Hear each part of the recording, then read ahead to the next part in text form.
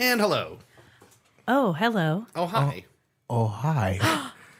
What? Who said that? What? How did I get here? How'd you get here? Oh, my God. Where? That gag is so stupid. I love it. Oh, jeez. Oh, It's my my God. favorite. Who said that? I was This- sitting in my kitchen cleaning potatoes, and As I do. I wasn't going to eat them. I just like to I clean just them. like to clean them. As I take a- regularly clean potatoes. I meant to say peel. Just cleaning them with a wash rag and and then some just putting Ajax. them back. Right. It's like I don't even peel them or eat them. I just wash keeping them. them nice. I scrub them with a little toothbrush and some Ajax. Yeah. For consumption later. This is our buddy Chris. Hi, I was gonna say, everybody. so this is Chris. Yes, Who Chris. likes to wash potatoes. Hi, for everybody. fun. Chris of the Dudecast. Yeah, of Dudecast fame. Of Dudecast fame. Fame. Known Fame. worldwide. Quote, unquote. And we've mentioned you several times on Yes, this you podcast. have. That's true. I'm so happy to be here. I'm really excited. I'm super happy to have you Happy here. to have you. I'm also very nervous, and I don't know why, because this is normally where I sit on Tuesday nights when we do the Dudecast. Yeah. Yeah. This is exactly the same. I mean, Yeah. it's like no different than doing the Dudecast. Yeah. Yeah, and we're smoking pipes, which is something you used to do regularly on the Dudecast. It's true. Yeah.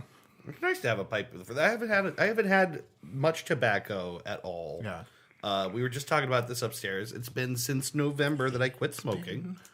You said it's been about 3 years for you. Almost 3 years. Yeah. Well, smoking cigarettes. I still Right. do the cigars and. Yeah. You know. But like basically, I haven't had a whole lot of tobacco over that time period. So every now and then, I like to have a cigar or smoke a pipe or something like that. Yeah, it's really nice. it's different. Mm-hmm. So. Dead Dead air while Air. we relight. Dead air. air. You guys enjoying this? This is dead air. I come on, and then I bring the dead air. Yep. what I do. Listen to that Come delicious on, the bring sound. the dead air. That is you great that is great podcasting. There you go. So we got Dave's air conditioning fixed. yes. Thank goodness. Mercies. So, like, what, Monday was it? My air conditioning just crapped out on us without any real warning. It was Monday because I didn't have to work until 5, and I was sitting in your office, and I was like, man, I feel really hot. Mm-hmm. And you were like, no, it's fine. The air should be on. You went and checked. You're like, fuck. The air is switched on, but nothing is happening. So we discovered that, like it was, the air conditioning was set to like 77 degrees. It was like 84 in the house. Yeah. And I opened up the window and I listened and I'm like, nope, nothing's happening out there. So we just kind of, I went, okay, well, I can't deal with this right now. I'll just have to deal with this later. 1 day later, I had enough. Yeah, it's horrible. It was all of like maybe 28 hours before I was making a call. Well, you also had to work from home that day, so Yeah. you were around for the whole day. Just stewing in your own stickiness. Exactly. Yeah, I was just like sitting in my office with no shirt on, just sweating and like trying to focus on work. And basically by later in the evening, I was like, this is not happening anymore. That happened to us, I remember, at the house when I was still living with Mom. The air went out in the peak of July. Oh, my God. And it was like, I remember like we both ended up sleeping in the basement on the floor because that was the only place that was relatively cool, and it was still just awful. I mean, it was just unbearable. So. Definitely done that. I'm really not, I'm very disappointed in myself how quickly I caved. No, don't be. It's horrible. It's horrible. I just thought I would make it You longer also than that. had people over last night. Yeah. Because, and we'll talk about that later, because that's what we're going to talk about for the middle segment is D&D. Yeah. But I think on top of feeling like crap because you were hot all day, you felt bad that it was warm, which the basement was still fine. Yeah. Yeah, it wasn't that It was bad. maybe a little warmer than it normally is, but it was still, I felt fine down here. Yeah, it was surprisingly for squeezing, 8 or 9 people around a table. It was pretty. Yeah, right. Pretty good. Could have been worse. Could have been a lot worse. But so basically we had just a little bit ago, your cousin came over and Yes. he, took the thing If he apart. ever listens, thanks, Matt. Yeah, seriously, what a freaking... I was amazed. He took the thing apart. He changed a capacitor. He was looking at everything. Money! What? Money! Money! Money! Oh, yeah. I mean, maybe we shouldn't mention it, but this is a time travel air conditioner. Yeah, one of very few. Now people are going to be manufactured. knocking down the door. It came back from the future. But no. But from Oh God! Jesus, that's worse than dead air. It's worse But than you dead said- air, yeah, David. but it's got to be your bowl. right, Yeah. right. So anyway, yeah, no, within like an hour, he had the thing fixed. He had, the best part about how he fixed it was that he had everything wired up right. And he couldn't figure out why it wouldn't start. And then he just started literally banging on this box to jiggle whatever loose connection there was. And then pushed it again, and it started working. It's amazing how often that is like blunt force trauma. That is actually the answer. We used to have the heat go out at the house all the time, and the solution is to literally get in there with steel wool and just scrape the carbon scoring off of the igniters. Yeah, right. And you know what I mean? Like, there's no like fancy replacement piece you need. You just need to get like a toothbrush with some wire on the end just of it. Just get in there and knock stuff off it. Exactly, right. Yeah, like all this old mechanical stuff, you really can just kind of bang it around a bit. Exactly. Yeah. Well, what happened, I guess, was that something was just jammed, and so the power was still trying to go to the fan, but it wasn't getting to it. And because of that, all the power was being directed straight to the capacitor, so the capacitor blew. Yeah. But then when he replaced that, this is nonsense to people. Yeah, right. This was nonsense to me not an hour ago. It's still nonsense to me. But basically, once he replaced the capacitor, it's still the power wasn't going where it was supposed to be going because he was like, well, I guess we need to replace your fan, but that's weird because the fan blade is still going and normally it would be locked up and the power still seems to be trying to get to it, which is strange. And then he knocked it around and it worked. Yep. That's the thing. Like, can we just talk about the fact that in the digital age and the information age, like a lot of our technology stuff, you can't just smack it on stuff anymore, and I resent that. I mean, I used to be able to regularly fix my old box TV by smacking it on the side. The picture would go out, you just whack it a couple times, and then it would come back. That was the whole purpose of Fonzie. Right. Fonzie just banged on shit, and then other magic Fonzie would not shit. make sense to kids these days. No, right. No, he wouldn't. Because there's not a lot of things you could just hit and they start working anymore. Fonzie was actually really awesome. He was kind of, and he was like they did like several storylines about how he was like super respectful towards women and like beating up guys who were like Although he was weirdly like a grown man living in someone's garage or basement. Right, yeah, in the garage. And friends with all the local teenagers. There are things about Fonzie that are weird. They're weird, yeah, I'll give you that. Fonzie's like 32, and he's hanging out with all the 16-year-olds. They did go a long way to show that this weird 32-year-old is respectful to women. Yeah, so right. That's good. I think he also is responsible for the library boom in this country. Sorry? There was you didn't know about this? No. Okay. Have you seen this? Have you heard about this? There's an episode of, it actually was like the American Library Commission or I don't know, some body that was, trying to promote the library because it was governing body. Somebody once told me libraries would roll me.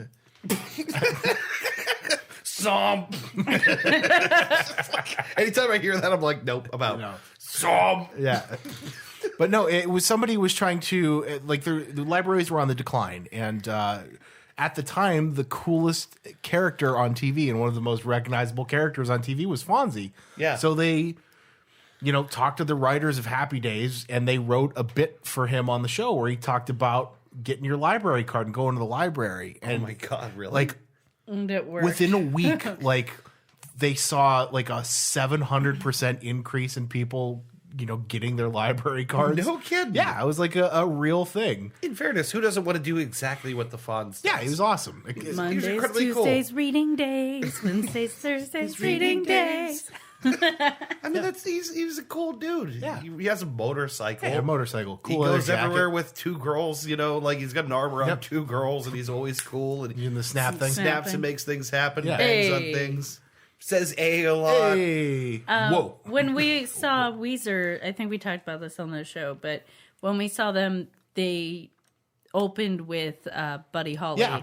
And their stage was set up to look like the set from Happy Days. Yeah, the diner. The diner, yeah. Yeah, it was pretty cool. Yeah, it was a lot of fun. So what is the moral of all this? Be like the Fonz? I don't know. I forget how we got here. Yeah, the Fonz is generally good and not creepy. Yeah, get a library card. Get a library card. Go to your library. Actually, I was use your about library online, actually. Yeah. You can download books, listen to audiobooks from your library. Do they? I've done it. Has that gotten better? Because back in the day, I feel like I remember the online checkout process wasn't great. It has. I'm actually last time I used it wasn't bad. I'm actually doing an audiobook right now. What is Oddly it? enough, this is going to sound really weird because we were just talking about how respectful the Fonz was towards women. But it's a book by a guy named Iceberg Slim, who was an American pimp in the no, I'm serious, in the 1930s and the 40s. Okay. And he kind of wrote his wife at the time. This book was written in 1967. His wife said, you know, because he was having a hard time reconciling the life that he had led up to that point. And his wife said, you should write your stories down. Yeah. So he wrote a book. And in the foreword, he basically said, this is an unapologetic look at the life that I led. And I'm not going to glamorize it. Yeah. I'm also not going to pull any punches. So it's just his life story, how his circumstances led him into that position, and the like really horrible, ruthless shit he did, and how he's trying to reconcile all that in his No head. kidding. And That sounds really good, actually. It is really good. It's Yeah. very, very good. I'm about Iceberg Slim. Iceberg Slim. It's called Pimp My Life as an American Hustler, I think is what it's called. But No shit. it's It's called Pimp My Life. yeah, right. It's very Pimp My good. Life. It's very good. It's very heavy, but yeah, it's a Yeah, I imagine it's probably pretty dark. it's right? dark. It's very, very dark. Yeah. Yeah, but yeah, it's an audiobook, and because I feel like I never. I can't read It anymore. sucks. Yeah. I can't read as much anymore I know, either me because either. the amount of concentration it takes, and I just don't have have it. Yeah. the ability to like remember. There's a great reason the for this. comprehension. We've been training ourselves not to be good at concentrating. Right. Yeah, I mean, like when I look at my adult life, ever since like basically since like turning around 19 or 20, Yeah. when like I started constantly surrounding myself with like multiple forms of distraction, Noise and Yeah. distraction. It's we have trained ourselves to not be very good at sitting in one place and focusing on one Right. thing. I also don't give myself time to do that. Yeah, right. I don't give myself time to do that. And I think we also live in a society where we just feel bad if we're sitting in one place for too long. yeah. And if we have, this is the second I week know. in a row. I'm on notice. I'm gonna make sure I put mine on silent too. Yeah. But we never give ourselves the time to just do that. Like Yeah. we're spending our time other ways now. Yeah. And it's something I've bought so many books in the past 2 months. I know. Don't you feel guilty every And time I you buy a book? need to be reading them. I did just finish the second Scott Pilgrim graphic novel. Oh, I saw sweet. those upstairs. Yeah. Yeah. Dave very nicely bought me the whole set. I am pretty fucking Yeah. great. Yeah. How cool you are. Yeah. I bought one once as a gift for someone else, and it was the first one in the series, and I did read it after I gave it to that person. So I'd read that one, but then Yeah. it was a gift to them, and I couldn't take it, so Yeah, you gotta have the I didn't set. have it anymore. You can't just start from 2 and then not complete the set. Yeah, Right. right. We went to the Youngstown Comic-Con thing, and the little bookseller that's always there is Yeah. really great, and they had the whole set, and it really was a decent price. So Yeah. he very nicely got that for me. So I'm working my way through it. Again, awesome. I'm Graphic really novels great. are really easy to read. They are. I Yeah, love reading graphic I love novels. There's one that I got for you. I don't think you finished it. I haven't yet. But it's called Blankets, and I really liked it because it was like basically just like a high school into college romance story, and it's just full It's of all very this heavy, though. embarrassment. There's a lot of heaviness. There's some really dark stuff in there. Yeah, it's that's like- the main reason I haven't finished it. I read a good portion of it, and then it was like my bedtime thing, and then I was Yeah. like, this is really sad to read right before bed. This is something you read in the mid afternoon when you still have time to like. Calm your Defrag, head. decompress. Yeah, right. But it's things like that are always really appealing to me. Like a graphic novel is something you can kind of move through, and it's I think it's a rich experience. You know? I got one was it called Derby Girl, I think.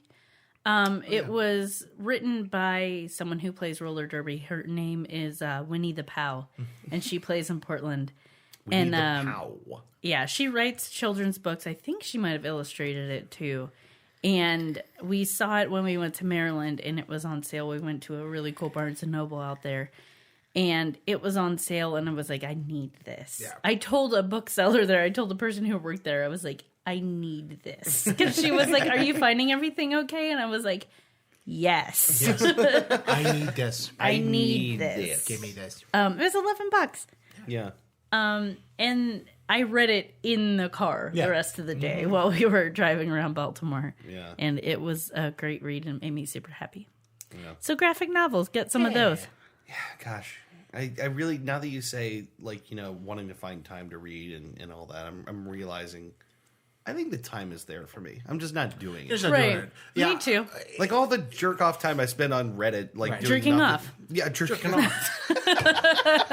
No, you know, just like wasting how much time jerking off. How many times do I like open an article like you won't believe what happens next with this little kid? Oh, and I'm like, fuck, oh, I gotta read that. I gotta see Right. what happens How with many that books could I have read while I was instead reading clickbait? I'm gonna make a Waste point of to like time. every time I go to open clickbait, be like, no, and grab the nearest book and read a page. Seriously, that's do not ha- even a joke. I do have strategy. my bath books. Yeah, it's true. I am trying to read the entirety of the Discworld series only while in the bath.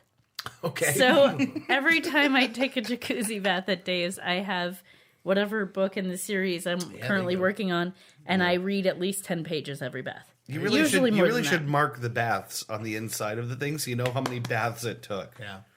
Oh, that's a good point. Yeah, maybe next. I one. can count the dog-eared pages because I dog-ear them. Oh, okay. So you actually do know how many baths. Yeah.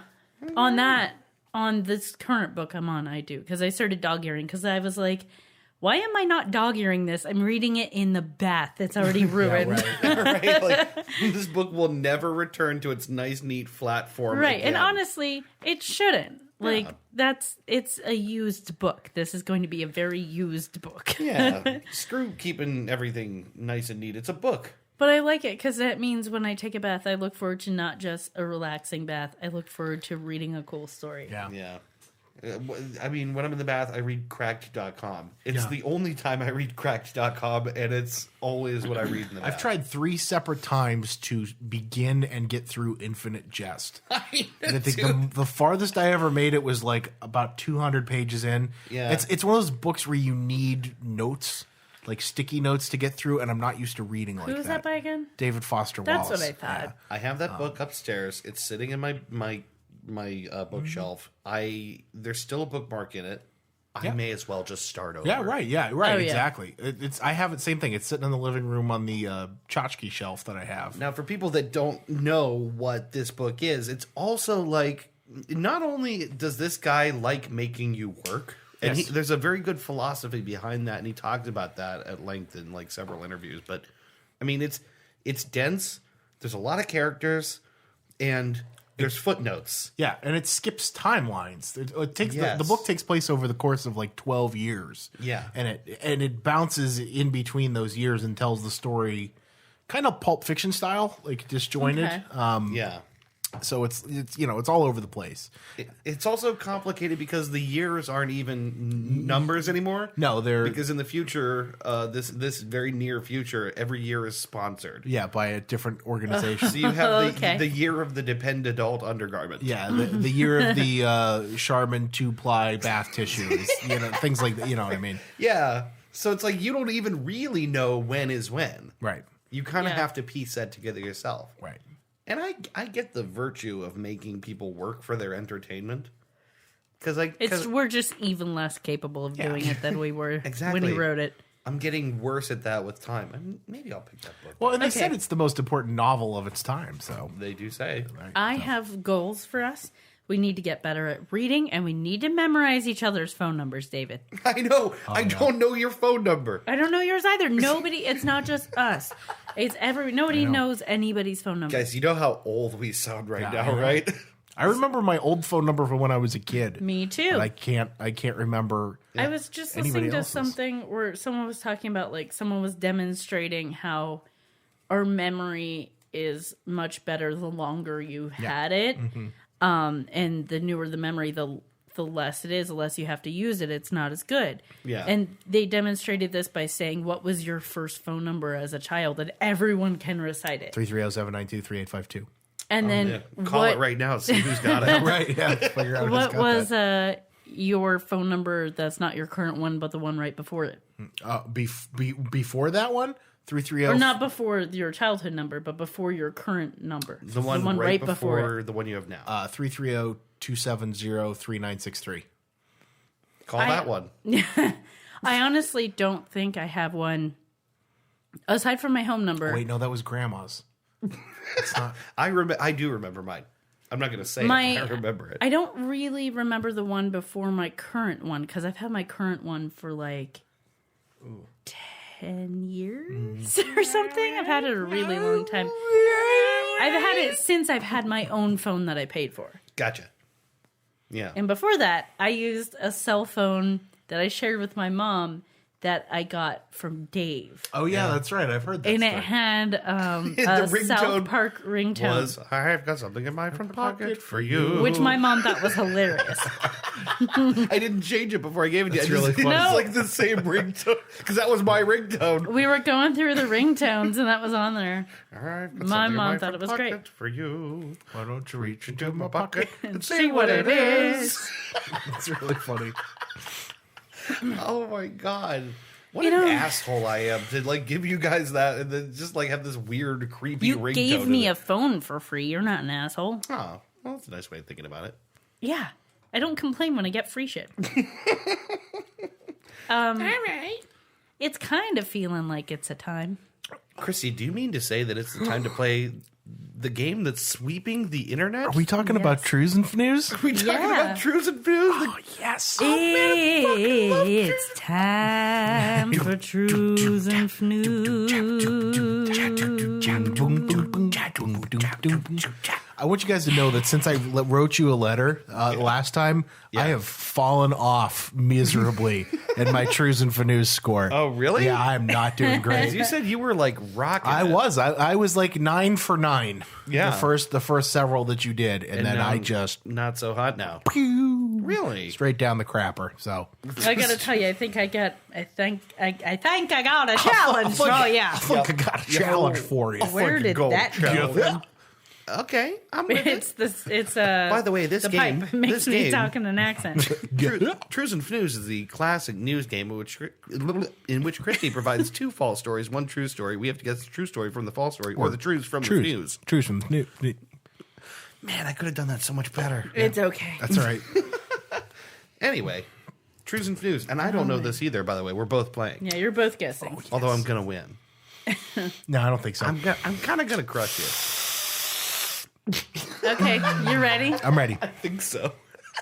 Employees of a UK Burger King will hear Toto's Africa 108 times today. All right. That's the first one. Second one, lock up your bananas. An invasive species nicknamed the monkey moth is coming for them. Ooh. And lastly, man who collects street signs wanted in 14 states for vandalism and theft of government property. Want to recap? Yeah. Because dead air and also recaps are what we do. I'm because here. dead air, dead air. First one again. Employees of a UK Burger King will hear Toto's Africa 108 times today. Second one, lock up your bananas. An invasive species nicknamed the monkey moth is coming for them. And thirdly, man who collects street signs wanted in 14 states for vandalism and theft of government property. This is a good one. This is a good one. This is a good one. There's a couple of reasons why this is a good one. And that is knowing that at least 2 of these are fake. Also, at least 2 of these have some really good details. Yeah. And I'm wondering whether those details are plants to throw me off, or whether, because true stories have a weird specific set of details to them too. Well, depending on the writer too. There's the lock up your bananas. Lock up your bananas. Talking about the big monkey moth. Aye. Look out, everyone! I'm getting better at messing with your head too. Yeah, yes, you are. These are good. Okay, so signed vandal, monkey moth, and Africa's Toto. Yeah. Yeah. So read Toto to me. Toto 2? Toto 2. Toto 2. Employees of a UK Burger King will hear Toto's Africa 108 times today. I wonder why 108. Right, exactly. That's what I mean. That's the one where it's like, is there a reason for that, or is she trying to fuck with my head? These are questions I can't answer. I want so badly for the monkey moth to be, know. to be Monkey true. Moth is really good. I want so badly for that to be the real one. Banana pen. Pen, pineapple. Apple pen. Yes. Pineapple pen. Pineapple pen. I'm going to make a Monkey guess. moth. I'm going to make a guess here. Yes. I'm thinking it's the man who steals the signs. Okay. I think it's him. I can't really say why, but I do think that the specific number of times Toto is being played strikes me as a little odd. And I think Monkey Moth is too perfect. Monkey moths are perfect. I think I'm going to go with monkey moth because A, I want that to be the one. Yes. So do I, actually. And B, I think because it's too perfect, someone had wherever that article is from, I think someone at the staff there went, ooh. They went, ooh, ooh, ooh, ooh, ooh.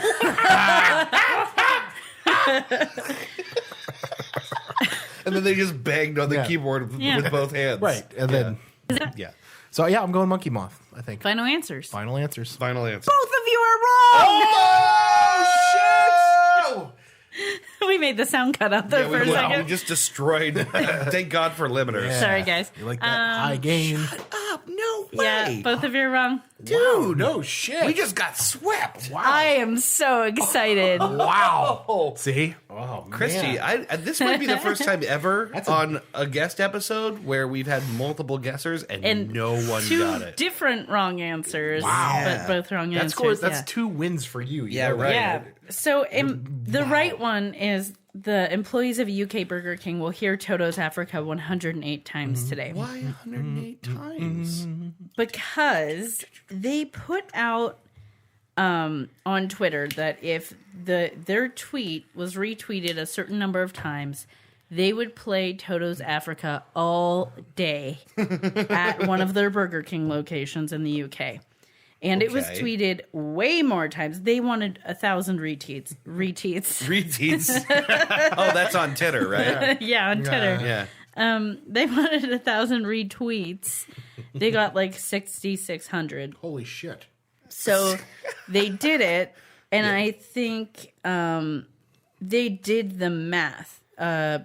Burger King employee on an 8-hour shift will hear the song played either 96 times if it's the album version or 108 and a quarter times if it's the radio edit.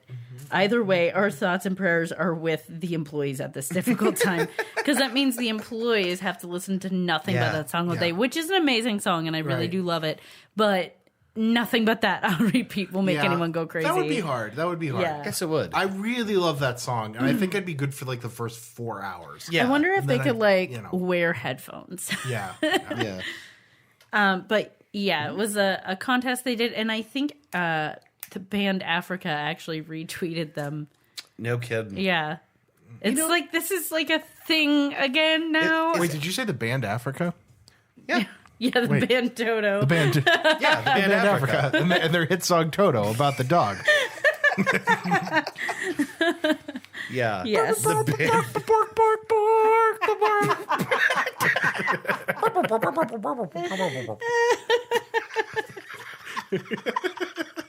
You've broken me. Oh, man, that hit song Toto.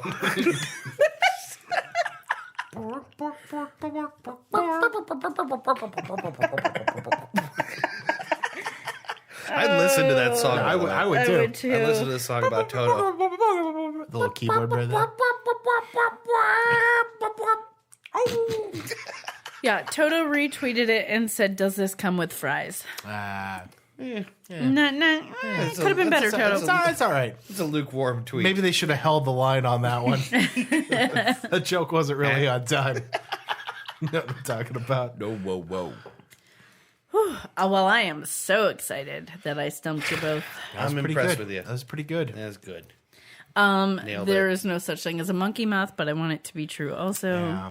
Yeah, you know what? Lock up your bananas. Lock up your bananas. Lock up your bananas. Like, you can just like picture the guy saying it. Yeah. And the sign collector one was the one I thought of on the way over to Dave's house. Oh. And then because after I thought of it, I was like, oh yeah, that's the one. And then I got distracted thinking about other things and forgot it. And so I got here and I was like, fuck. And then I remembered it. You done stumped us. I stumped you. I gotta say, well done. Not bad. Well done. I'm pretty proud. I can't tell the trues from a hole in the ground. Let alone the fnews. Let alone the To say fnews. nothing of the fnews. Well, I think we'll transition right into our middle seggy. Yeah. So we were thinking about talking about. I almost want to talk about two different separate things. We can talk about whatever you want to talk about. Because there is something that happened this last weekend that we have not talked about on this podcast and are unlikely to again, which was the Rough and Rowdy Brawl. Oh, yeah. Oh, yeah. Which I think actually kind of bears yeah. discussion. I think we should. Yeah.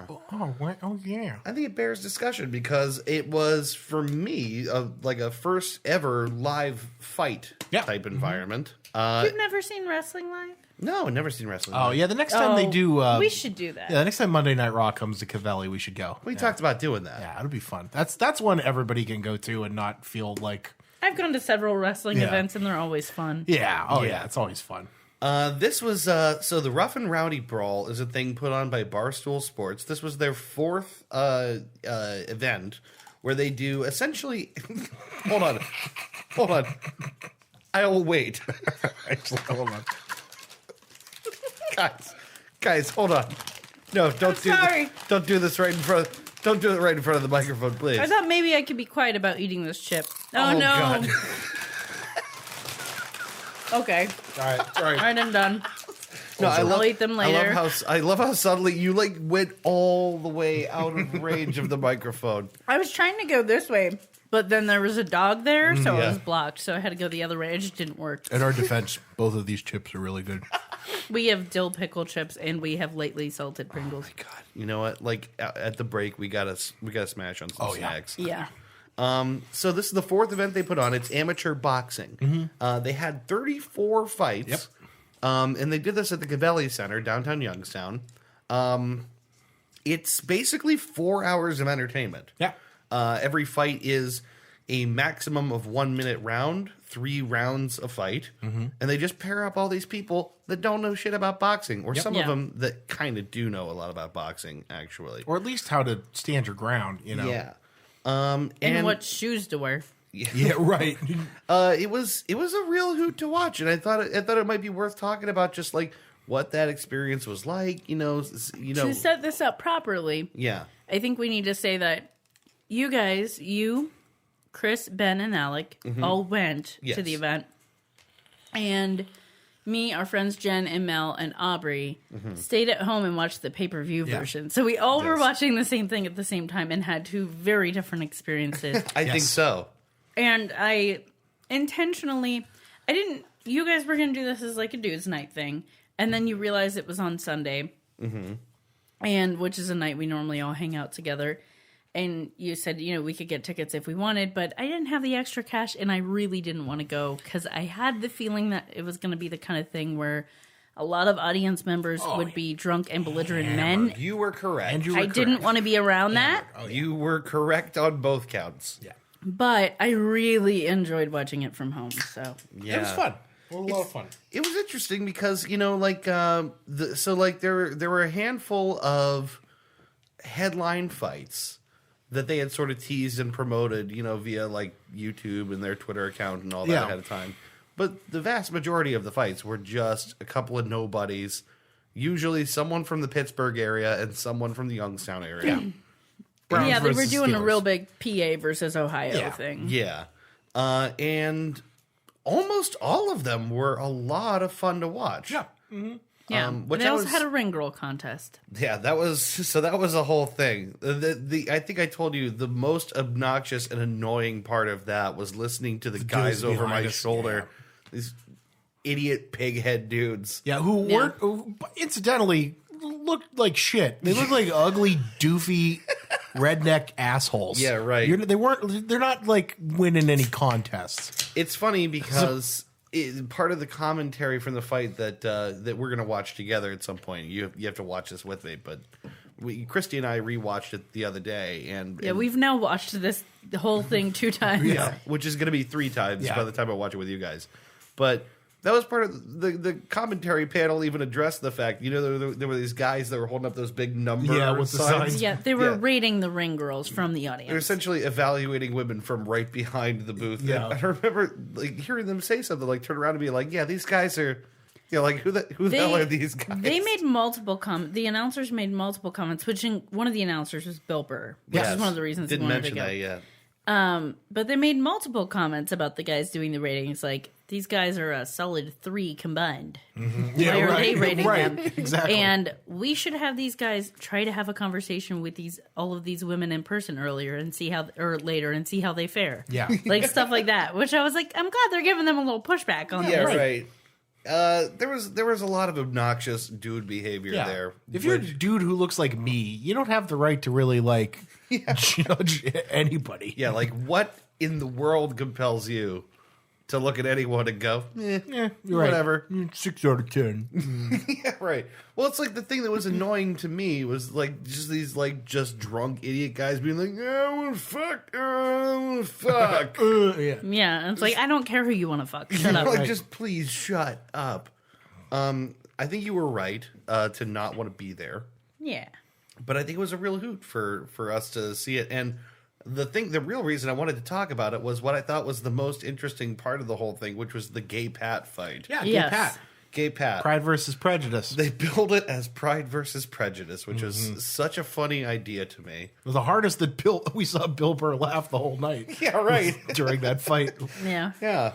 So Gay Pat was an employee of Barstool Sports Yeah. who agreed to do this fight against a local-ish person who was a 2-time ex-convict. Yeah. And I think they really played up. amped it I think up. even in the commentary, they commented that they really played up that whole thing Yeah. of him not liking gay people. Right, I don't exactly. think he I don't really think has an Yeah, because opinion. he hugged him at the end of the fight. Yeah. It's Right. Well, they But wanted they to make had it this- seem like that. They had this shtick going that he was gonna beat the gay out of him, and he was like that. The Gay Pat was like, "That's not gonna happen. I'm gonna kiss him gay at the end of the fight." And they had this whole shtick, but it was really obviously it was just shtick. yeah. And one of these people was way more prepared than the other person, and that person was Gay Pat. Gay Pat whooped his ass. So the thing And was wearing amazing shorts. Yes, the best shorts of the night. Yeah. he said in his promo, I'm gonna beat his ass and then I'm gonna eat his No, ass. he said, "I'm gonna eat his ass." And That was I'm the gonna other beat way his around. ass. I'm gonna Yeah. eat his ass, then I'm gonna beat his ass. Yep. I mean, what a completely silly. I mean, they were having fun, obviously. Yeah. Mm-hmm. But I think the reason I wanted to talk about this in particular was the fact that when I heard that was going to be a fight, I'm like, what is Youngstown going to do with this? Right? I was like, is my city going to embarrass me by being especially noxious, homophobic about it? Yeah. Absolutely not No, the they case. went fucking nuts. The entire arena was chanting for Gay Pat the minute he was out there. Youngstown kind of surprised me in a couple ways. The Yeah? other way they surprised me was in the ring girl contest, there was a girl named Jess who is a cam girl, and she fought in a rough and rowdy fight. The last one, it didn't do very well, but I think she's just now involved because right. she's just a person that people know about. Everybody She's loves cool. her, yeah. Right. So she does cam girl stuff. She is a plus size woman. She's real fit though, and so she decided to enter the ring girl contest. And they were like, "We told everyone if you let her enter the contest, she's going to win." Yep. Yeah. But because she is she's a plus size woman, and that attitudes vary on that every 5 seconds. Right. Yeah. And when you have someone in a ring girl contest who is arguably the biggest person in the contest, it was like, this could go poorly. Yeah, right. And people can be real big dicks. Yep. Everyone loved her, Oh, and yeah. she was everyone's favorite. Right. Well, that's what we said in the arena is they're like, oh, we're going to do the ring girl contest. And the whole crowd picked I mean, Instantly. basically immediately. We had known 30 minutes into the night who was going to win. Yeah. But you're right, because the thing is, there's still again the Old idiot guys. douchebag behind us. Yeah. This guy behind me going, only in Youngstown. Oh, I can't believe this. I'm gonna go back to my house and jerk off. I'm gonna go and sit and look at the wall alone. Yeah. I'm gonna go watch videos of this girl. Right. We're gonna drink my Steel Reserve and cry into my oatmeal. Yeah, it's like I knew that attitude was. I mean, it was certainly around, but I wouldn't have known it if that guy wasn't sitting right behind. Yeah, me. right. But for the most part, like the entire crowd was. Yeah, like On board. Youngstown selected. Yeah. Almost immediately. Yeah.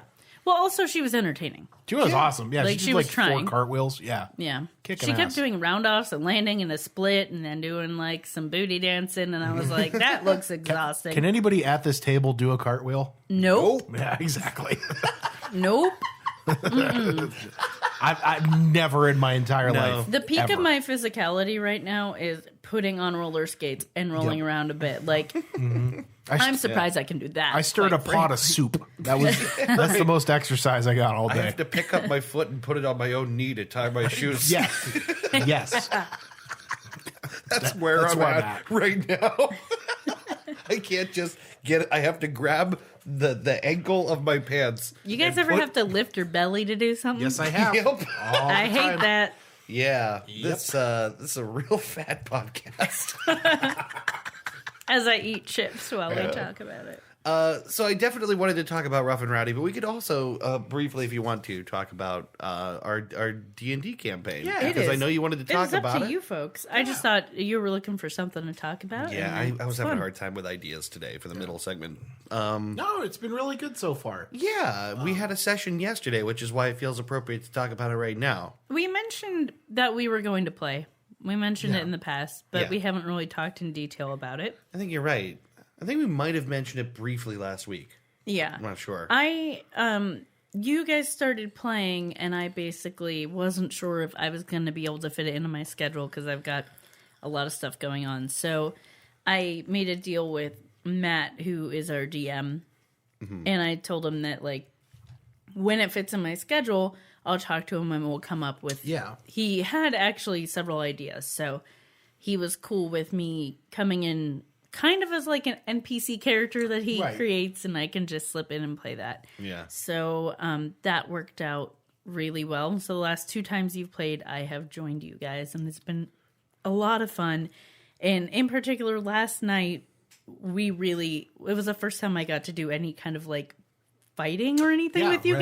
guys, which was Yeah. super fun. And we kind of crushed it. I don't think we were supposed to crush it the way we crushed it. I don't think so either. And we definitely crushed it. Yeah, well, yeah, what we basically started off, we had just entered this new dungeon we didn't know anything about, and we had to fight, we had to solve multiple puzzles, we had to fight some really cool monsters. There were a few of them that we almost definitely shouldn't have been able to fight the way we did.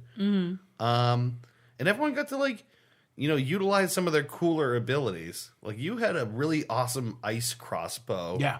That just kind of ripped its way through everything you shot with it. The thing was, when it came up to the last guys we fought, though, it really seemed like it wasn't doing as much damage as it felt like it should it wasn't doing as much damage as I thought it should have You done. know, I thought that it should have done a certain amount of damage, and the amount of damage it did was not as much as I thought it should have done. Right. Yeah. That's a running gag from the night, because the things we were fighting were resilient against like everything. Yeah. Resistant to everything, I guess is the right Gable word. said like 20 times, it's not doing as much damage as you think it should. The thing, I don't think that means what you think it means. It became our motto, basically. It really did. But we had a really cool time. I became a fucking bear. You Yeah. were, you Dave turned was into a bear. I was a fucking bear. You were a fucking bear. I got cool. the kill shot, which was super You did. exciting. It's always Oh, good to get yeah. the kill shot. And I got to say a witty line. Yep. Yep. You Which want to I repeat your chose. witty line? These things we were fighting had like kind of like a tentacle beard sort of thing. And so I said, looks like your beard could use a trim. And then I shot a bolt of lightning at them, basically. Yeah. It was super satisfying. Yeah, it made me super. Well, what made me super happy was I said that line and everyone at the table cheered. Yeah, right. And I felt like a real hero. Because you have to, you have to do your one-liner. Yeah. Everyone needs a good one-liner. Yeah. I didn't get to have a one-liner when I killed my guy because I was a bear. But Right. if I had, it would have been pretty witty. Well, the cool thing is you get to pick when you finish a battle. Yeah, like oh, a big right. fight, you get to pick your specific. What it looks like. Right. Didn't you get it for our first fight ever? I did. I got it for the first fight ever. I leapt off of somebody's back and stabbed downward on someone. Yeah, right. You like chopped a muck monster in half. I can't remember what my one-liner was. Me either. It was something silly, but it was the same. Everybody, you gotta cheer for the big. Yeah.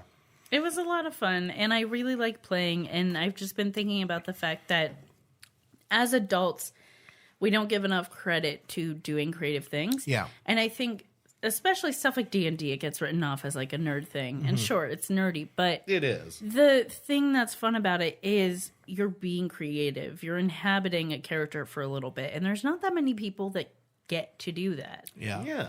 And to get yourself out of being yourself for a minute or to just do something that is creative is fun. When I was Yeah. coming up with the last news quiz headline on the way over here, I came up with it and was so like happy with myself and relieved that I was done coming right. up with them.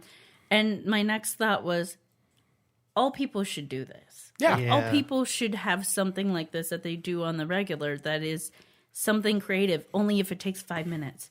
Right. It's just rewarding when you think of something clever. Yeah. And it's the same way with D&D. When you come up with a backstory for a character, when you come up with a witty one-liner, when you look at everything you have available to use as your character and you do something really cool, Yeah. it's just great to use your brain that way. We don't have a whole lot of... There's not a whole lot of things that you can do that just are purely creative exercises that... there's just not... We just don't have a whole lot of, like, imaginative outlets. Yeah. Not creativity, I guess, but imagination. Yeah. And I have to say, like, most of the people that are playing D&D with us right now, most of you guys are pretty new to it. Yeah. I've never played. This is my first campaign, so You're crushing it. yeah. Yeah. And Am I? you... Yes. Dave, you had played, but you've never played this version of D&D. Yeah, nor had I. we used to play Pathfinder? Middle Earth, Oh, okay. which is like I think it's a The Lord of the Pathfinder Rings. series. Yeah. Yeah. And they're similar, but this is very different. Playing with you guys is very different. Yeah. And this in particular is just different. I had played before, but not for a very long time. But I played my senior year of high school for basically the whole year. And it is always different depending on the DM, and I think Matt's a really good DM. Oh my god, yes, he is. But I just wanted to compliment everyone in the group because everyone stays in character so well. Yeah. And there's a little bit of like us getting off topic and just gabbing or whatever, but in general, when we are playing, everyone's doing things in character. Yeah. And that's like really tough to do Yeah. to get yourself outside of like, well, what would I do and what would my character do? Right. Yeah, that And is anytime there's that debate of like, well, I know I would do this, but I think my character would do this. I love that because Yeah. it's like you're using your brain so hard right now. Yeah. That's half the fun is you get to pretend to be someone else for a little bit. And, Yeah. Yeah, right. Yeah. Go through the challenge of, you know what I mean? Yeah, it's just it rewards experimenting, creativity, and risk taking. Yeah. In a way that I would say like regular life doesn't reward that so much. Yeah. Yeah. Regular living rewards stability and You don't get the cautiousness. opportunity to always do those things in real life because you have real life consequences. Right. When your consequences are maybe your character dies and you just roll up a new character, Yeah. you're a little more free to take risks and it be rewarded for them. Yeah. So it's So- nice, and we've been having a lot of fun doing it. Yeah. feel I like- enjoy it quite a bit. I feel like we might have already. No, I think it was actually on an episode of the Dudecast where I recommended I recommend to people to find a group of people willing to do this and Yeah. play it. Yeah. It's a lot of fun. Yeah. I feel like in my life there are several people who want to play. Yeah, I know. all the time. I know. So I know that like we're a weird bunch, we're a unique Yeah. bunch, and we just kind of have people around us that are like us. But find a group. Yeah. Find a group that wants to play, or do something else creative. Even if D&D is not your thing, find something creative to do. Yeah. I think that's a good recommendation in general. I think it might be time for us to take a little break. A little break. A little break. And then Chris is actually going. He did the research. Yeah. I did a little research for you guys. I am horrified that I might have a little too much, and I'm going to bombard you. But I'm going to It's try. going to and be fine. This is what we want. I want to be as concise as possible. Bombard away. This is we want the meats. You know what I'm saying? Have you Do you have the meats? Don't.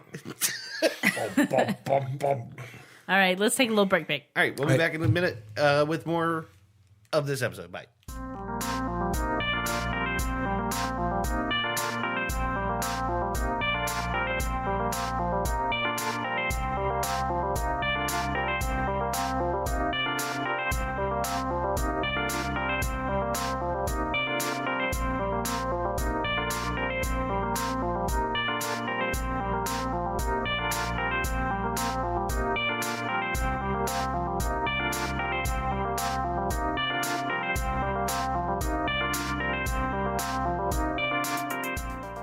And we're back. All right, I just hiccuped. All right, and we're back. In the brief time since we stopped recording, we have filled this room with snacks. We So have many eaten snacks. even more snacks. There are, I count, 7 snacks. No, There are 3 kinds of Pringles, 2 bags of Lay's chips, and some and pretzels. That is 6 whole snacks. Yeah. Yes. And beer. And beer. Clearly we're beers. hungry and thirsty. But we are not going to do that. We're not just going to sit here and eat snacks. We're not. We're not. We're not. Are you sure? No, we're Are you sure? absolutely not doing that. Okay. I have my fingers crossed. Yeah. Totally not. No, But, I'm going to put pause on the snack eating. Yeah. Yes. At least for a short while. Yes. And instead, we are going to talk about the main subject of this episode, which is why our good buddy Chris is here Yes. to tell us all about.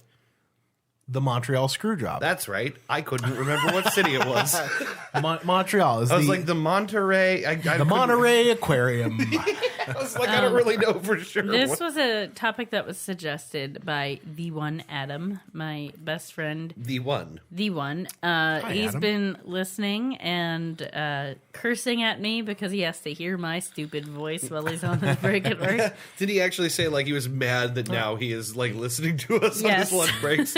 Just cool. I'm good with that. Well, now he has to hear my stupid voice talk yeah. about something that he probably knows a lot more about than I do. So That's great. There's a lot of stupid voices that I go think- through this podcast. But I think Adam's goal was to get me to do research on this, Yeah. but I circumnavigated that by having you talk about it.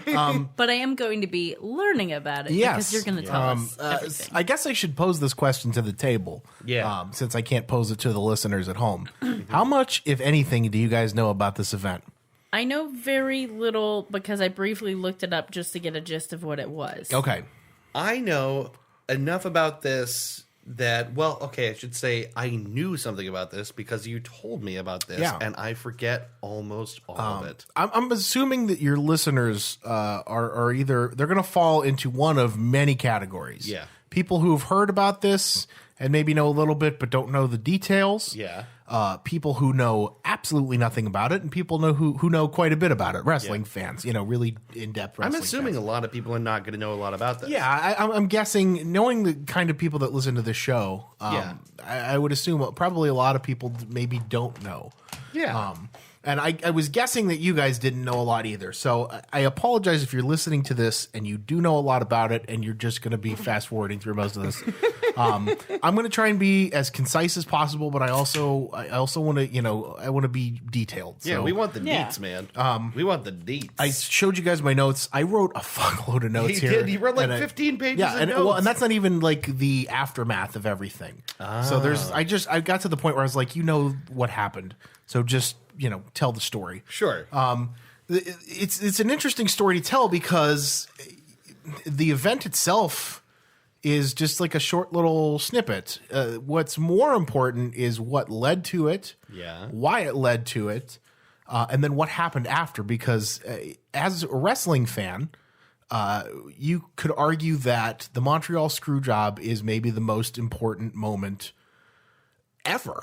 Yeah, like for all of wrestling. For all of wrestling. And there's been a lot of super important moments. But this did a lot for the sport. How does this rank next to Vince McMahon tearing both quads in the middle of the ring? Yeah, right.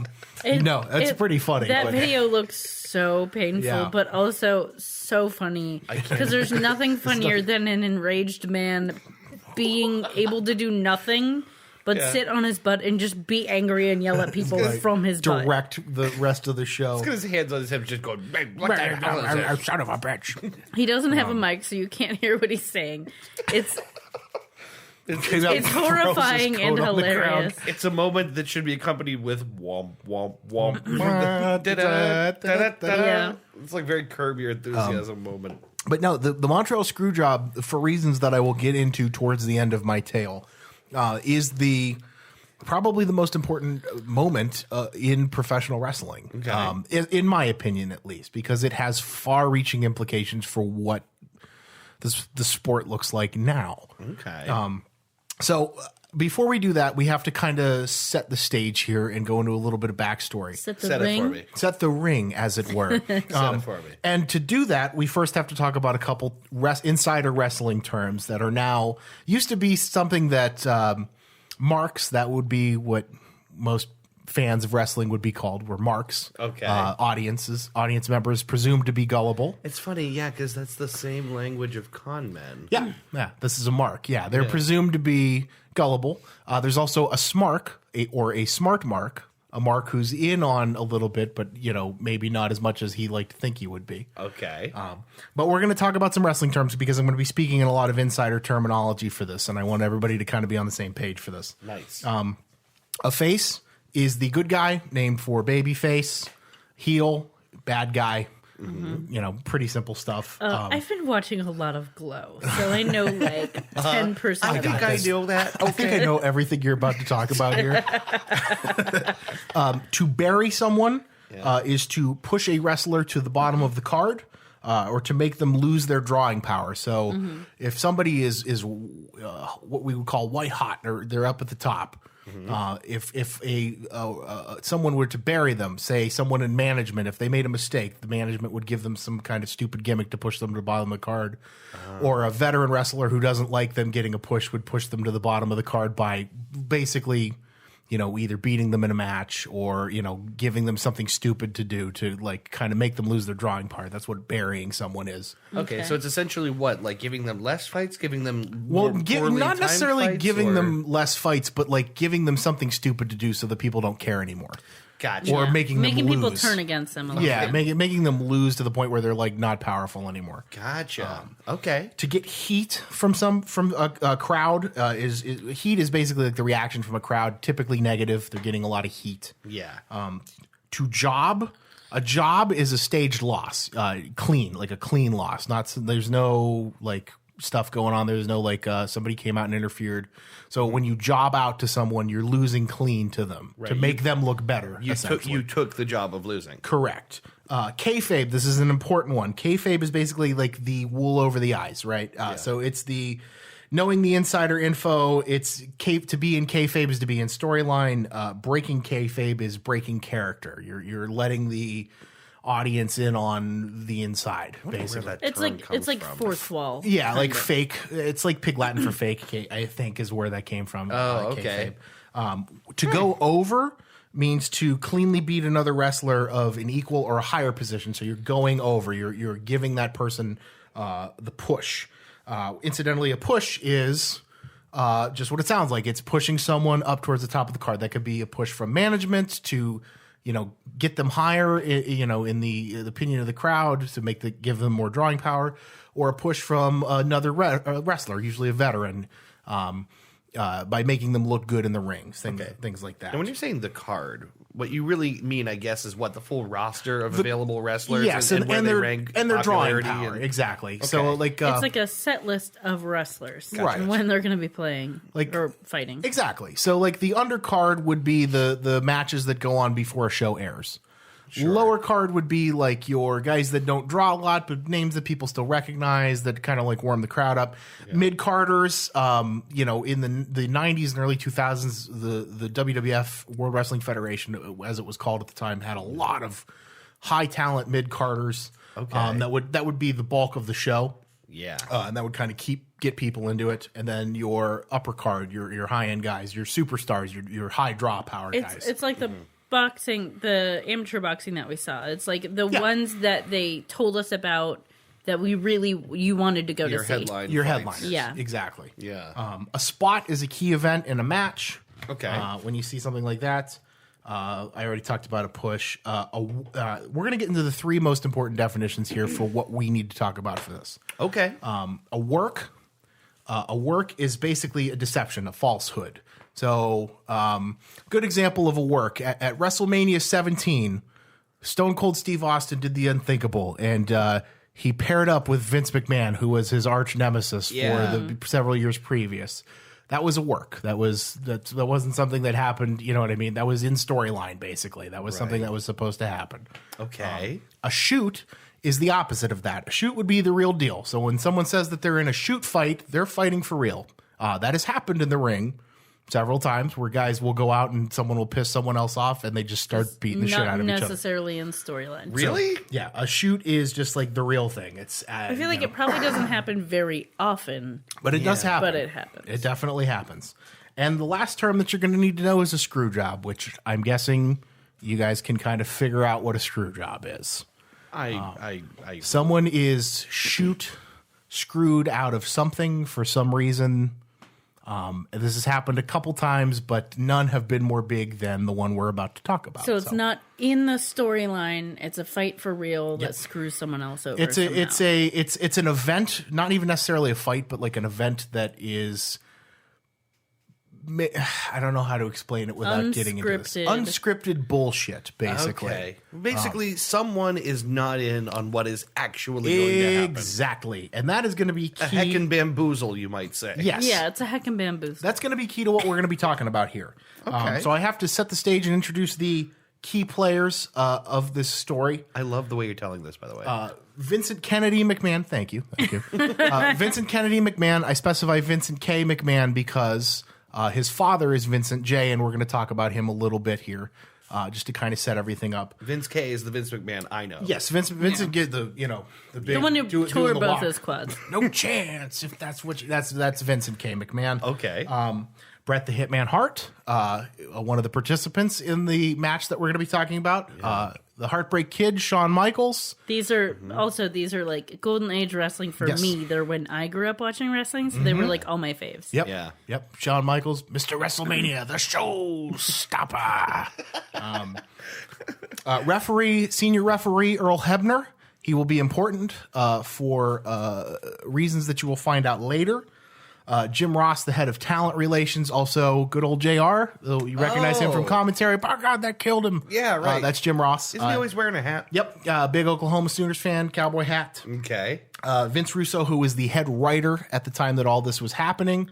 And I guess I'll throw him a shout out because he's my favorite wrestling figure ever. Jim Cornette. I listened to a couple of his interviews to do my research for this. Nice. He was a booker for WWF at the time.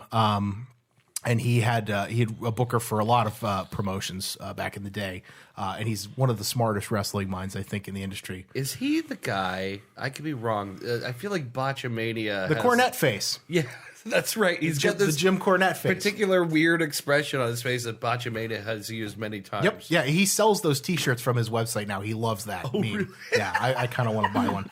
Okay, he's embraced the meme. If anyone who doesn't know what Botchamania is, it's basically like it's like a weekly show online. Things that happen during wrestling that is like they're trying to sell the moves, but maybe they don't quite do it. Yeah. So it's just like a close-ups of them not quite selling. Yeah. A botch is like any missed spot or any screwed up spot, basically. Yeah. Botchamania highlights that pretty good. But yeah, let me. We're gonna, because the Montreal Screwjob is such a small event, and the most important things are the setup for it and what happens after. We're gonna do a little bit of setup. We start kind of in the golden age of wrestling, which is the '80s. This is where we know like Hulk Hogan, Macho Man, Randy Savage, The Ultimate Warrior, Yeah. Andre the Giant, Ted DiBiase, all those guys. Iron Sheik. Iron Sheik, right? All those guys. It basically as simple as you can get with entertainment. Good guy versus bad guy. Really simple kind of storylines. This is like the big drawing power. The Lots big of boom. stereotypes. Yeah, exactly. We were talking about this very recently Because we've been watching Glow. because of Glow. We were talking about how wrestling has this sort of archival quality of like representing the stereotypes of the time. Yeah. in this really interesting way. Yeah. Like I don't know if you'd create the Iron Sheik now. Or, You wouldn't. I don't think you would. No. It represents the time. Yeah. And there are several distinct eras of professional wrestling, and I'm going to kind of explain a little bit for each of them and why each of them was the way they were. The next generation after the Golden Age would be the new generation. That is primarily where our story is going to take place, and into the next generation after that, which was the Attitude Era, which is kind of what everybody knows and loves and remembers fondly, at least people my age. Yeah. The new generation was about 1993 to 1997. So at this time, around 92, WWF was hit with the steroid distribution trial. They had a doctor, I wrote in quotes here, doctor, caught giving steroids to the wrestlers who was employed by Vince McMahon. Yeah. Vince McMahon was basically on trial for distribution. Really? Basically, this almost sinks him. He was acquitted on some kind of like stipulation thing. It's kind of, I don't want to speculate on anything, but he got off. We'll Okay. just say that he got out of it.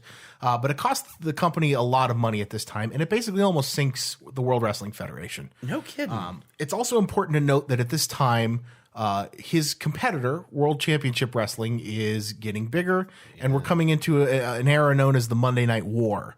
The Monday Night War is a period of time. I'm sorry, I have a lot of notes to get through here. No, that's good, dude. I'm going to try and expedite this as much as possible. I want all this information. This is a really great time to talk about Vince's competition and to get a little bit of wrestling history in there as well. In the old days, back in the 70s and 80s, wrestling was split into territories. And most of these, at least in America, parts of Japan, and certain parts of Mexico and Canada, they were run by a main governing body called the NWA, or the National Wrestling Alliance. And basically the rules of the NWA were each promoter can run their own territory how they see fit. Yeah. There was one championship, the NWA World Championship, that was passed from promotion to promotion.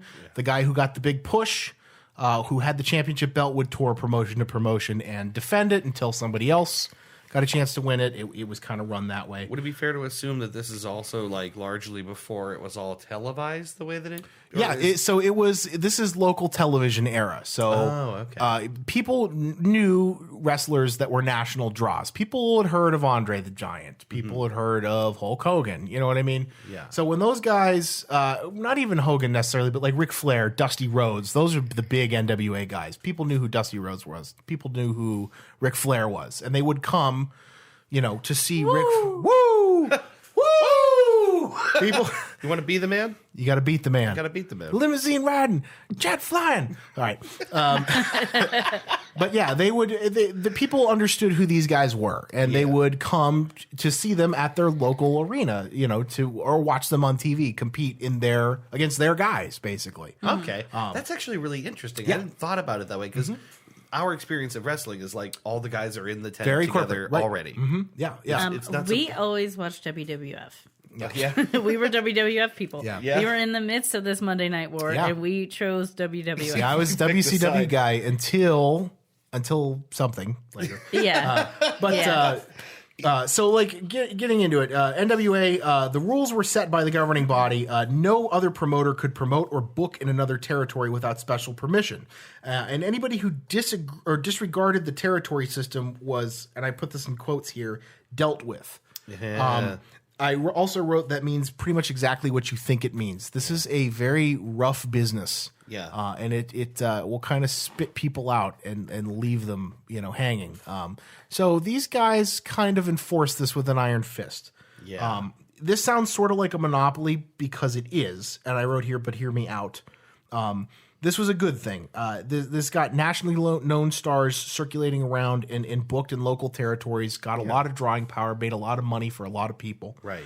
Including the wrestlers at this time who were being, booked by their head promoters. Yeah, it's going to make more money for the local wrestlers, too, because you have a Exactly. national draw. Right. Right. You have a big draw. People want to show up for that to watch anyone fight them, right? Right. Yeah. It established a lot of rules for the territories, that every territory kind of followed, the rules of wrestling, essentially.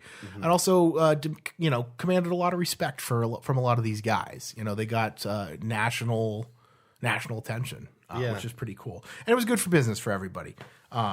Some members of the NWA included Georgia Championship Wrestling, Continental Wrestling Association, World Class Championship Wrestling, where WCW eventually lifted their name from. I starred one here called Jim Crockett Promotions, and this is important because this is what is eventually going to become Vince McMahon's competitor. This is what turns into WCW when Ted Turner buys them. Jim Crockett Promotions was founded by guess who? Jim Crockett in 1931. It was sold to Turner Broadcasting in November 1988. This was done as a spite move against Vince McMahon. That makes sense to me. Vince had bought Georgia Championship Wrestling, and when he broadcast Georgia Championship Wrestling to the normal Georgia audience, instead of their guys, they got WWF guys. So this really? pissed off everybody locally because they were now seeing people that they didn't know. care about. People they didn't give a They shit weren't even about. represented? They weren't even See, represented. that seems like a bad business move This is to dirty, me. right? Well, this is what I'm talking about. This is kind of an interesting business in this sense. Okay. So obviously they got a lot of calls about this, and rather than cave and sell the time slot to Ted Turner, which is what Ted Turner wanted, he wanted to get in on this. Vince did not want to do that because he viewed Turner as too much of a threat. So he sold the time slot to Jim Crockett Promotions, who eventually will, for a number of reasons that I could get into and spend hours on, ends up losing a lot of money, and to save himself and the family, sells Jim Crockett Promotions to Ted Turner in 1988. Who presumably at this point was clamoring for it. Correct. He rebrands the company as WCW. I wrote here I could talk at length about the downfall of the territories, but I'm going to make a small recommendation here. If you want to read a great book that explains this a lot better than I can, there's a book by a guy named Ole Anderson. It's called Inside Out. More astute wrestling fans would recognize him as one of the Four Horsemen, along with Arn Anderson, Tully Blanchard, and Ric Flair. Ole was a booker for Jim Crockett, and he kind of wrote this book on how Vince busted up the territories and did away with it and made wrestling as the corporate thing that it is. Okay. Are you saying he wrote the book on it? He wrote the book on it. It's an actual book that he literally wrote. I wrote here, I digress. Having digressed, I say I digress. WCW is now owned by Ted Turner. He makes a fellow by the name of Eric Bischoff his president. I remember the name Eric Bischoff. Yes, it's an important name to remember. Eric Bischoff is the WCW's Vince McMahon. He's the guy. He's on TV, doing all the promos and everything. He's part of the story. I only, this is how little wrestling knowledge I have. I played a lot of WCW versus NWO Revenge. Yeah. And that's why I know that name. Eric Bischoff, yeah. So during the Monday Night Wars, these two promotions kind of battled for rating supremacy at the primetime Monday night slot. Sure. This is anywhere between 8 and 11. I think Nitro used to start at 8, and then Raw would start at 9, and they would kind of fight ratings-wise. Gotcha, okay. Boba hates it. I know. Oh, fuck you, Eric Bischoff. I'm a WWF guy. I'm a WWF guy. WWF had, of course, Monday Night Raw, which is still on today. WCW had Monday Nitro.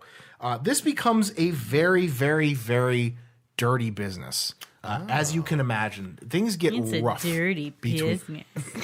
So dirty. Things get rough. Dirty business. There's at one point, guys stealing wrestlers from other, promotions, promising them more money, and then doing things like that are not cool. Like the women's champion for the WWF defected and went to WCW, and live on air while she was still the women's champion for WWF threw the belt in the garbage on WCW. No Who was kidding. that? I think it was Sable at the time. I don't know the exact name, but yeah, she went on TV, dropped the. It might have been Sunny, I can't remember, but she dropped the belt in the garbage. The WCW did things like make fun of Jim Ross as palsy, Bell's palsy. That's a low really blow. That's really fucked up. shitty. But yeah, You don't make fun of JR. and WWF did their stupid shtick against. You know what I mean? It's not a good business. It's back and forth. Like, you really can't. Right. Like, Low blows all around. Yeah. And that's what it became too. So post-steroid trial, Vince McMahon is hurting. And he's hurting even more when Hulk Hogan's contract runs out. I remember this part. Yeah, 1993, Hogan's contract expires. And rather than re-sign, wrestlers, incidentally, are private contractors. They're not employed in the traditional sense by the promotions. They are contracted on their own individual basis for a set amount of time, and they can renegotiate at the end of their contract term. Which is kind of a great business. You You own your image on some level. Exactly. Kind of the way they do it for athletes. Like you go to a team for a certain amount of time, you make that agreement, you sign your contract for your salary. You could get traded later if you want to, but it's like You essentially bring your talents to who can bid on you when your contract is up. Right. In a way, this is a win-win for both guys because you're free to leave kind of at your will when you want to. You need to pay for your own room and board. You need to pay for your own travel. Do you see what I'm saying? It's a double-edged sword. I see that. So Hulk Hogan's contract runs out. He goes to New Japan Pro Wrestling for a stint, and then he joins the dark side. He goes to WCW. Yeah. And again, we could talk at length about what happened with WCW. But the important thing for our story is that Vince is without a big draw. So this era, the new quote unquote new generation of wrestling, is a rough one. Yeah. Vince is kind of floundering. He's losing the ratings war. He has a fresh pool of talent that he's trying to call up and make big name stars. Right. A couple guys to name a few that came out of this era and really became big draws. The Undertaker.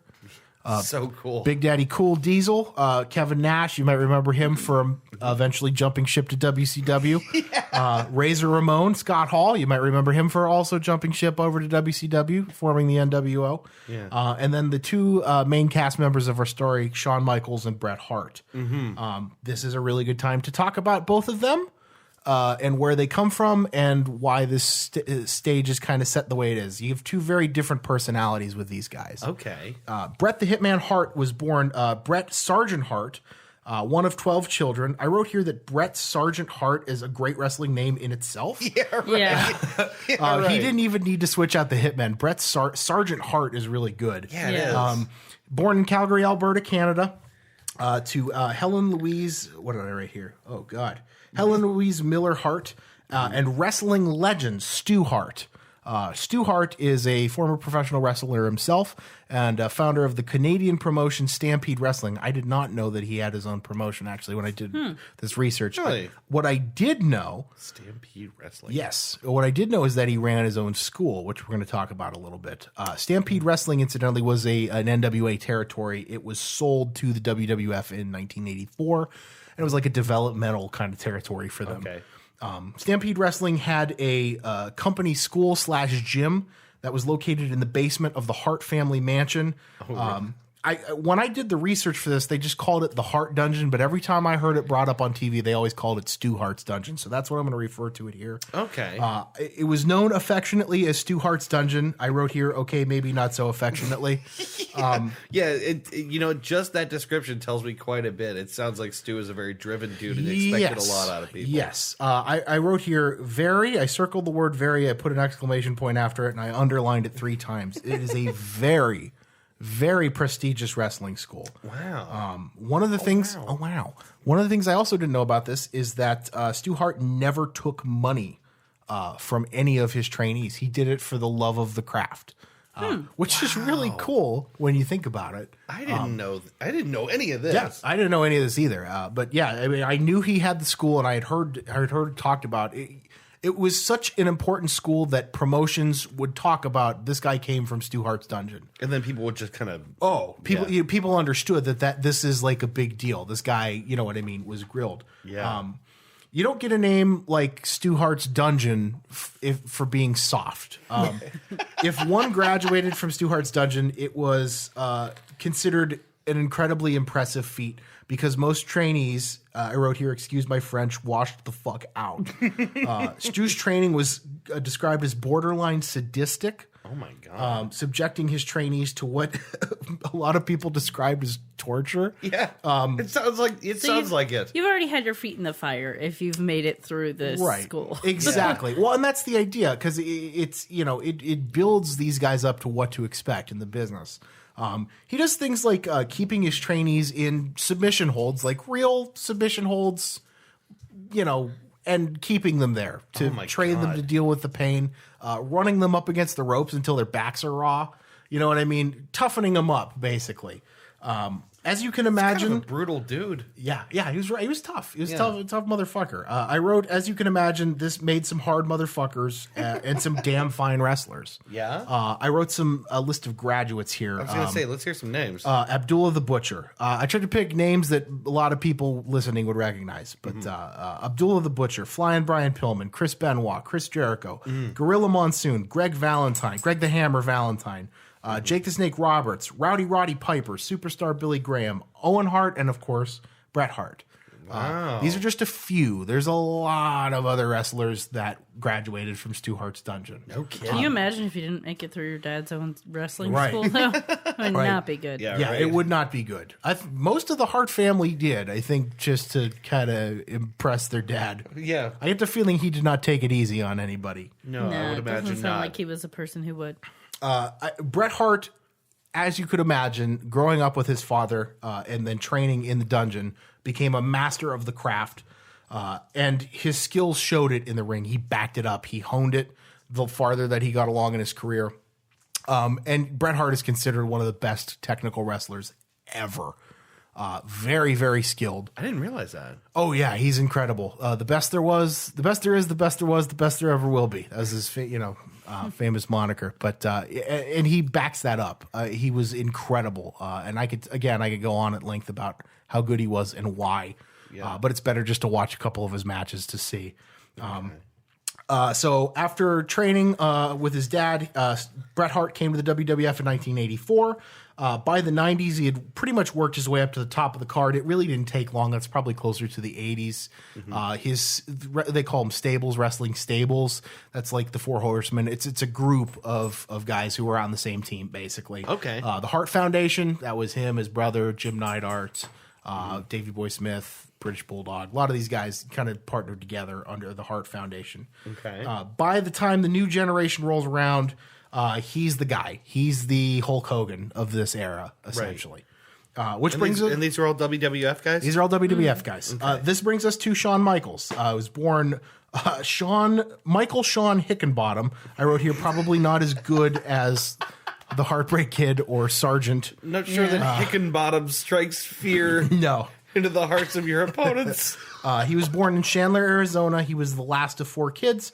He was trained by, I wrote here, NWA Jobber, because that's kind of what he was, Jake Lothario, who once had a losing streak of 500 matches in the NWA. Shit. He was just there to put people over. He's just there basically. to make other people better. Exactly. He's putting people over. That's kind of got to suck to to deliberately lose 500 What it matches. means, though, is that he's probably a very good technical wrestler and he knows what he's doing. Correct. Yeah, sure. He also understands the business. He understands that there's a reason why jobbers are in place. They're there to, you know what I mean? Yeah. For the benefit of the show. Exactly overall. right. Yeah, that makes sense. Yeah, to come to terms with the fact that you're not going to be the shining star and you're going to be behind the scenes, but you're going to be the reason someone else makes it big, so to speak. You've got to roll. Sucks, but also, like, you make your money the way you make your money, right? Right, Exactly. Yeah. So Shawn Michaels, disliked his given name, I get it. He adopted the ring name Shawn Michaels. He worked with the NWA in the NWA circuit. He bounced around between a couple different promotions, and he eventually joined the WWF here. And I wrote an addendum for myself. He joined first in 1987 with his tag team partner Marty Jannetty for 2 weeks before he was kicked out by Vince McMahon himself for the reason of, quote, "the boys don't want you here." What the hell's that about? This is going to be a very common theme with Shawn Michaels in his early career. He was a bastard. He didn't show. This is a business, as you can imagine, that's kind of centered around respect. Yeah. Shawn didn't really give respect to a lot of the older guys that were back there. He was also a partier, drinker, painkillers. You kind of get what I'm, Yeah.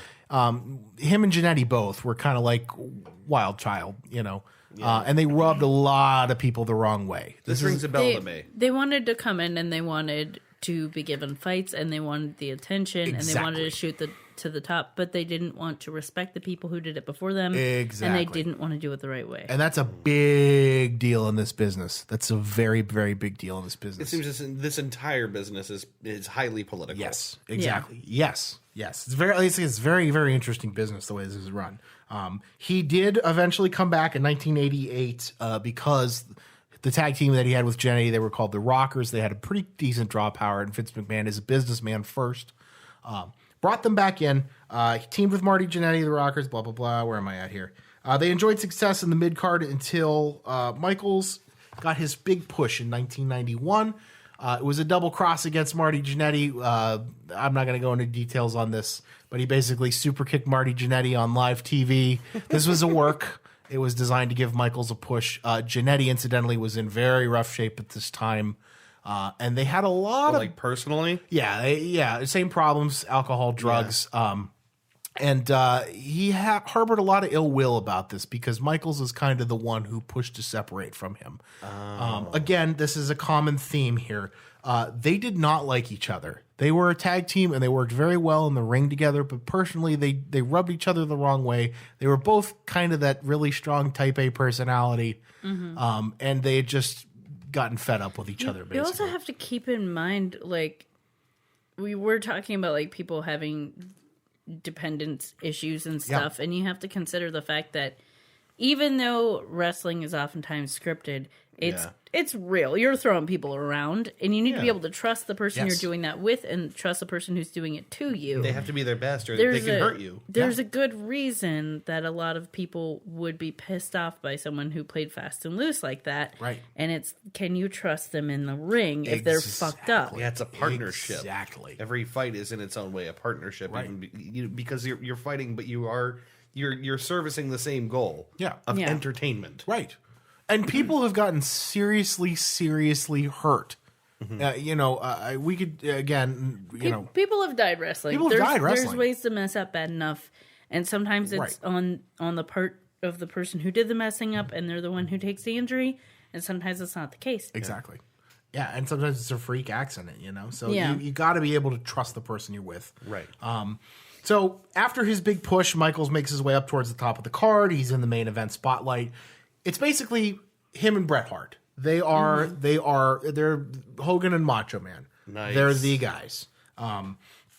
Some great matches happened during this period. To name a couple, if you guys ever want to watch a couple good ones, Razor Ramon and Shawn Michaels at WrestleMania 10 in the first, in quotes, ladder match. Shawn Michaels versus Mankind in Your House 94. Really, really good. I want to watch that. Mankind was one of my favorite wrestlers. It's the technical guy versus the brawler. They went on for like 30 minutes. They tore the house down. I wrote here, it goes without saying, Shawn is really, really good. Yeah. If Bret Hart is the greatest technical wrestler of all time, Shawn Michaels is at least the second greatest technical wrestler of all time.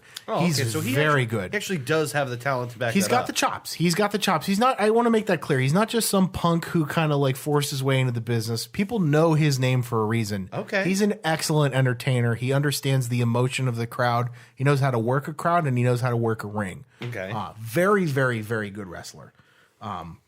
Sean is also really, really, really fucked up most of the time.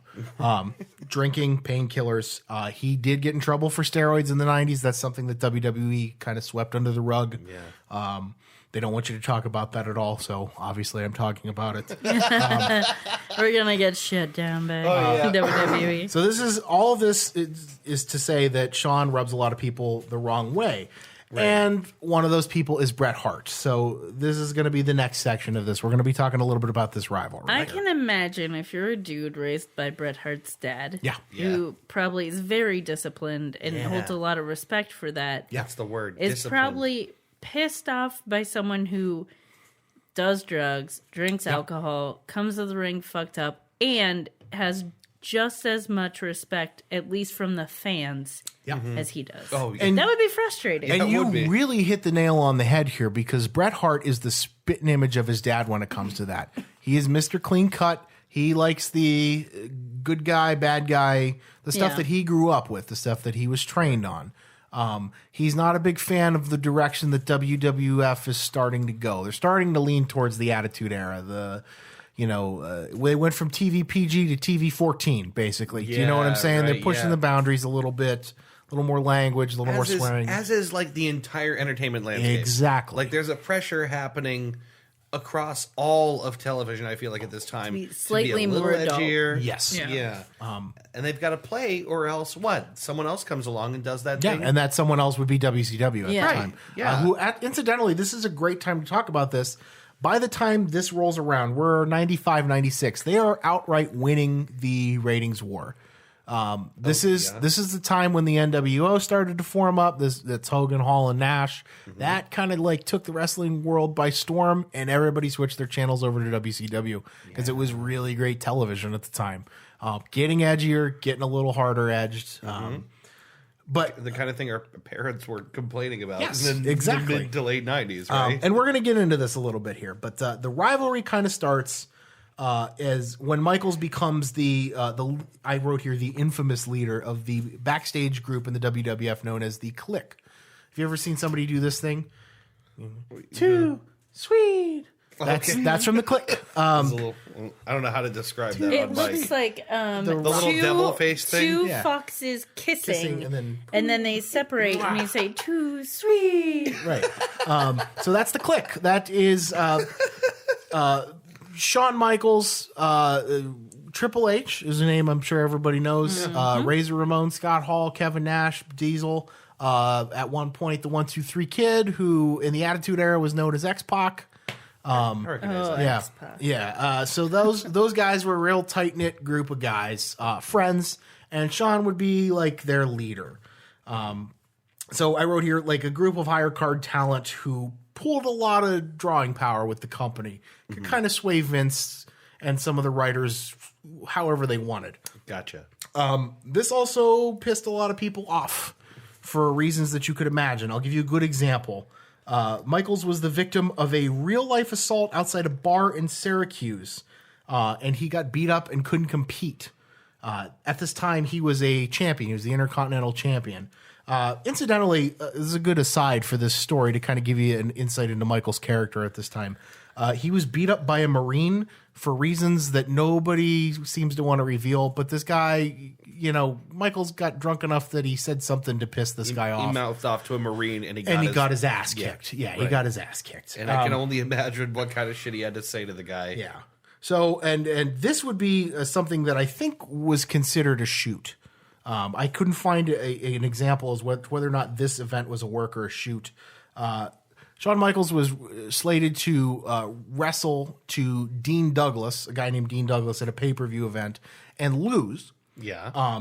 But he got beat up, so he couldn't compete. So he abandoned the title live on the pay-per-view, gave it to Dean Douglas and said, "Here, you win this now." And then immediately after that, his buddy Razor Ramon basically won it. Dean Douglas was forced live on TV to job it out to his friend. And that was kidding. So I couldn't find an example as to whether or not that was a work or a shoot if Dean Douglas knew that was going to happen or not. But even if it kind of feels like a shoot. Yeah. Whatever way it is, Yeah. he probably didn't want. If he did have to job it, he didn't want to. even if it was a work, it's a really shitty thing to do to someone, on a big event like that. Yeah, it's kind of feels disgraceful, doesn't it? Yes, it does. Yeah, it does. This pissed a lot of people off. Maybe none so much as Bret Hart. Sean at this point was basically up at the top of the card, and Bret sort of fell by the wayside a little bit. Even though he was still way over with the fans, people loved Bret Hart. Yeah. And he was still carrying the championship belt at the time. The guys in charge kind of it was like, okay, make way for Sean now. Yeah, he was losing favor. He was losing favor with the people that mattered, the people who were writing his storylines. Sure.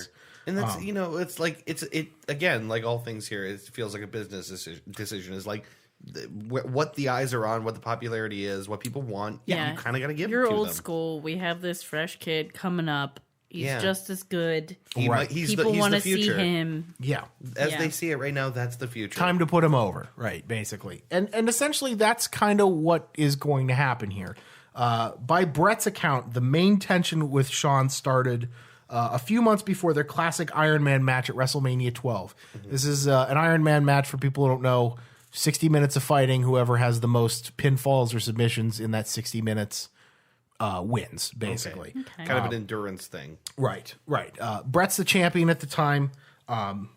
So they're promoting this match up to WrestleMania 12. During the some backstage stuff, Sean comes up and he's like genuinely excited. He comes up to Bret and he says, "I'm really excited to work with you. I'm excited to promote this, get the lead up. This is a couple months beforehand." He's like, "Yeah, I still think I got some matches left with me and Diesel, and me and Razor. We're gonna do some work together, and me and Hunter, we're gonna do some work together."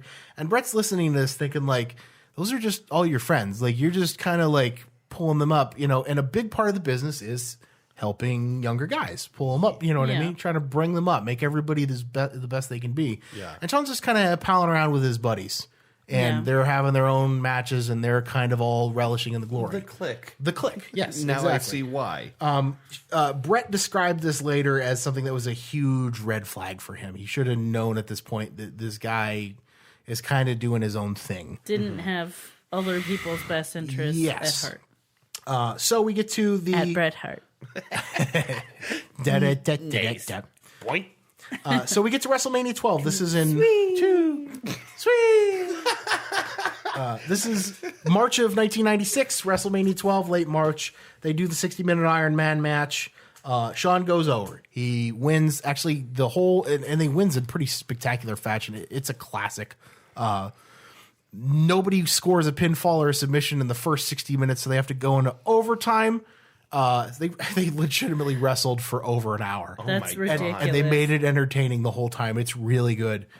Sean goes over, wins the belt, does this big celebration in the ring. Bret, being the guy who does the job right, lets him have his moment in the ring, goes up backstage. Congratulations, everybody. You know what I mean? God, you got to eat a lot of shit to be a pro, don't right. The company gives Bret the promise that he's going to be going over at some point later on down the line, but right now they're pushing Sean. Yeah. So this is where it's going. We get to an incident called the Curtain Call incident. Shortly after this event, members of the Clique join together in an embrace in the middle of the ring in Madison Square Garden during a house show, and this is captured on a photograph. Yeah. This is not a big deal now, but this is a big deal for a couple reasons. Number one, Scott Hall and Kevin Nash are going to WCW. This is their last match in WWF. They're jumping ship. They're also supposed to be the bad guys in WWF. Sean and Hunter are good guys. So when they're breaking character. They broke kayfabe. They broke kayfabe. This is a... Thank you. There you go. I paid attention. They broke kayfabe. This is and at the time, this matters. This is not as big a deal now because kayfabe is pretty much dead in modern wrestling. But this was a huge deal. They're hugging the enemy at this point, from Vince's perspective. And something I've learned about this recently because I've been obsessed with Glow. And I watched a documentary after I watched the show on Netflix, which you should definitely watch because you'll love it. Yeah, I don't know what Glow is. Talk about it for a second. The Gorgeous Ladies of Wrestling. It was a show in the 80s, and it was women. Basically, most of them were actresses who then learned to wrestle. Yeah. A lot of them never really became technically good. A lot of it was more about the story. But the writer at the time, the writer of this, he insisted, everyone involved insisted, they basically be in character all the time. And there were the bad girls and the good girls. And you didn't hang out with each other. Yeah. You weren't allowed to. Right. You roomed with other good girls if you're a good girl, other bad girls if you're a bad girl. They lived in a hotel. Strict maintenance of kayfabe. And yeah, they were always in character. Right. If they went to a party to promote the show, they were in character. If they went to the grocery store, they were in character. Like, you were always in character. Yeah. And that I understand from that. I mean, that's the era basically WWF at the time was coming out of that very strict professionalism of Right. like, this is a show, this is entertainment, we're not breaking fourth wall. Right, exactly. These are the bad guys and they're not your friends. Right. I don't care if they're your friends behind closed doors. They're not your friends to the audience. Yeah. This was maintained, I mean, pretty much up into the Attitude Era. This is something that, like, you just didn't do. Well, it seems like part of what we associate with the wrestling of the 80s. Yeah. This sort of the canon of the storylines is also part of the cheese. Yeah. Right? Mm-hmm. Absolutely. It's kind of the cheese that we love about that era of wrestling. But I do feel like it goes away, right? Absolutely. Yeah, absolutely. And it did. I mean, it was like, you know, it's not something that could have been sustained. One of the big reasons that kayfabe died is because Vince McMahon had to admit during the steroid trial that it was all staged. Yeah. That was a real genuine point of contention for people. That was a big deal. Yeah. I wasn't even into wrestling, and I remember people having very serious arguments about whether this was real or not. Yeah, right. No, I mean, it was a big deal. And that is one of the big things that contributed to the death of the illusion, you know? Yeah. But I digress here.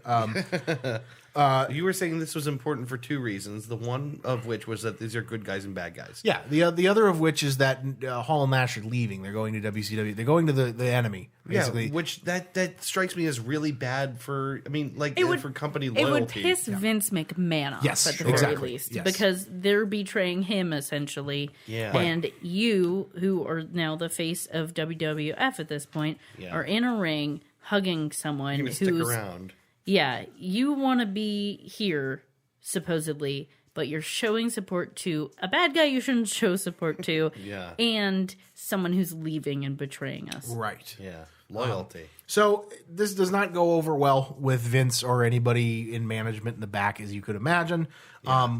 Really, here's the problem, though. Vince doesn't have a lot of people to punish. Hall and Nash are leaving. HBK is the champion. So as punishment, he does make him lose the belt to a guy by the name of Psycho Sid, who's pretty good, but not a main event talent. So Shawn ends up winning the belt right back. I know. Oh, boost caboose. Oh, no. The guy who bears the biggest brunt of this, as a little aside to this story, is Triple H, Hunter Hearst Helmsley, who was about to get a really big push from the company. He was about to win King of the Ring that year, 1996. Oh, really? Again, more astute wrestling fans might know that the winner of King of the Ring 1996 was none other than Stone Cold Steve Austin, who got his push in place of Triple H. Yeah. That King of the Ring is where he made his famous Austin 3:16 says, "I just whipped your ass" speech that started the big Stone Cold Mania. Yeah. So wrestling would probably look really different if this thing didn't happen here. Just as a little aside. But again, Shawn has to drop the belt. He jobs it out to Psycho Sid, who, basically drops the belt right back to Shawn because Shawn's the draw. And Vince, it was like a little punishment towards him, but now, okay, well, I still need you as the main event guy here. Sure. So he holds the belt for most of the year, except for that little bit. And he's slated to be in the main event at the next WrestleMania 13. And he's going to put Bret Hart over. That is what they advertised for this match up until basically the month beforehand. What ends up happening is that on live TV, Shawn Michaels on Monday Night Raw comes out and says that he cannot compete in WrestleMania 13 because he has to undergo knee surgery. And he drops the belt and hands it to Vince McMahon and walks out and disappears from TV for a little bit. How much of that is... So here's what we're going to talk about here. Okay, yeah, let's... During this time, Brett and Sean kind of, they're button heads in the back. They don't particularly like each other. One of the biggest things I think that pissed Brett off and would piss, I think, most of these guys off is that he was heard saying backstage, "I'll never put Brett over." And it's like that's not your right. decision. So exactly right, exactly. But he's saying, you don't get to make the calls. Yeah, well, and that's the thing. If you're a big enough draw, and Hulk Hogan proves this, you kind of do get to make the calls sometimes. Well, you can certainly make an argument, and people might really listen to you. Yeah, right. And You do get to make the calls. In the mind of Bret Hart, yes, you shouldn't get to you make shouldn't the get them exactly. Point. And I would say that I think he's right. You really shouldn't get to make the calls. Yeah. But he's been heard saying this. And then mysteriously he drops this thing live on TV. Nobody else knew that he was going to do this except presumably him and Vince. And Brett doesn't have a match for WrestleMania 13 now. He's not going to be winning the title. They have to change the storyline around. So Brett is basically now going out on live TV and saying, he doesn't really have a knee injury. He's faking it. And this is like supposed to be in storyline, but this is actually him saying this to Sean. Like, you really didn't have a real knee injury. You just don't want to, showing me any respect. Wait, so you're saying it's both storyline and how he actually feels? This is, I guess what you would call this is a worked shoot, which is an actual wrestling terminology. It's in storyline, but they're letting him kind of do whatever he wants. Okay. This is good. Again, pretty good for business. This is one of those, Sure. Chins up controversy, and that's always good for business. Incidentally, Brett's claiming the knee surgery is fake. It is not. We have proof that Sean did go for knee surgery, but there's an addendum here.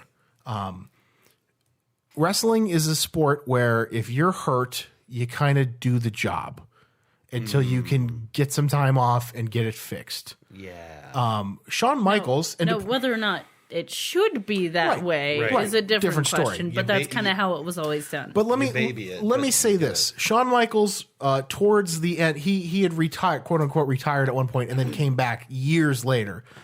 During the time right before he retired, his back was fucked up. Like he was basically wrestling with broken back. Oh my God. Every night.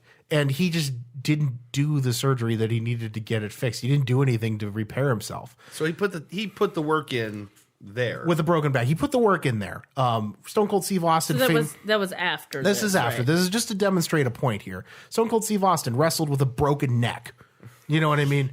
Like these guys go through this and then they just do the job. They're doing what they're supposed to be doing. Sean had knee surgery, but he had knee surgery for something really minor.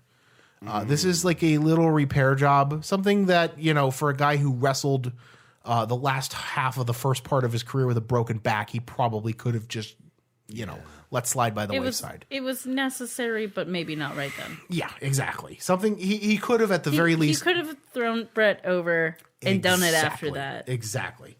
Had the writers write him out for a couple episodes or whatever, right? And let him recover. Exactly.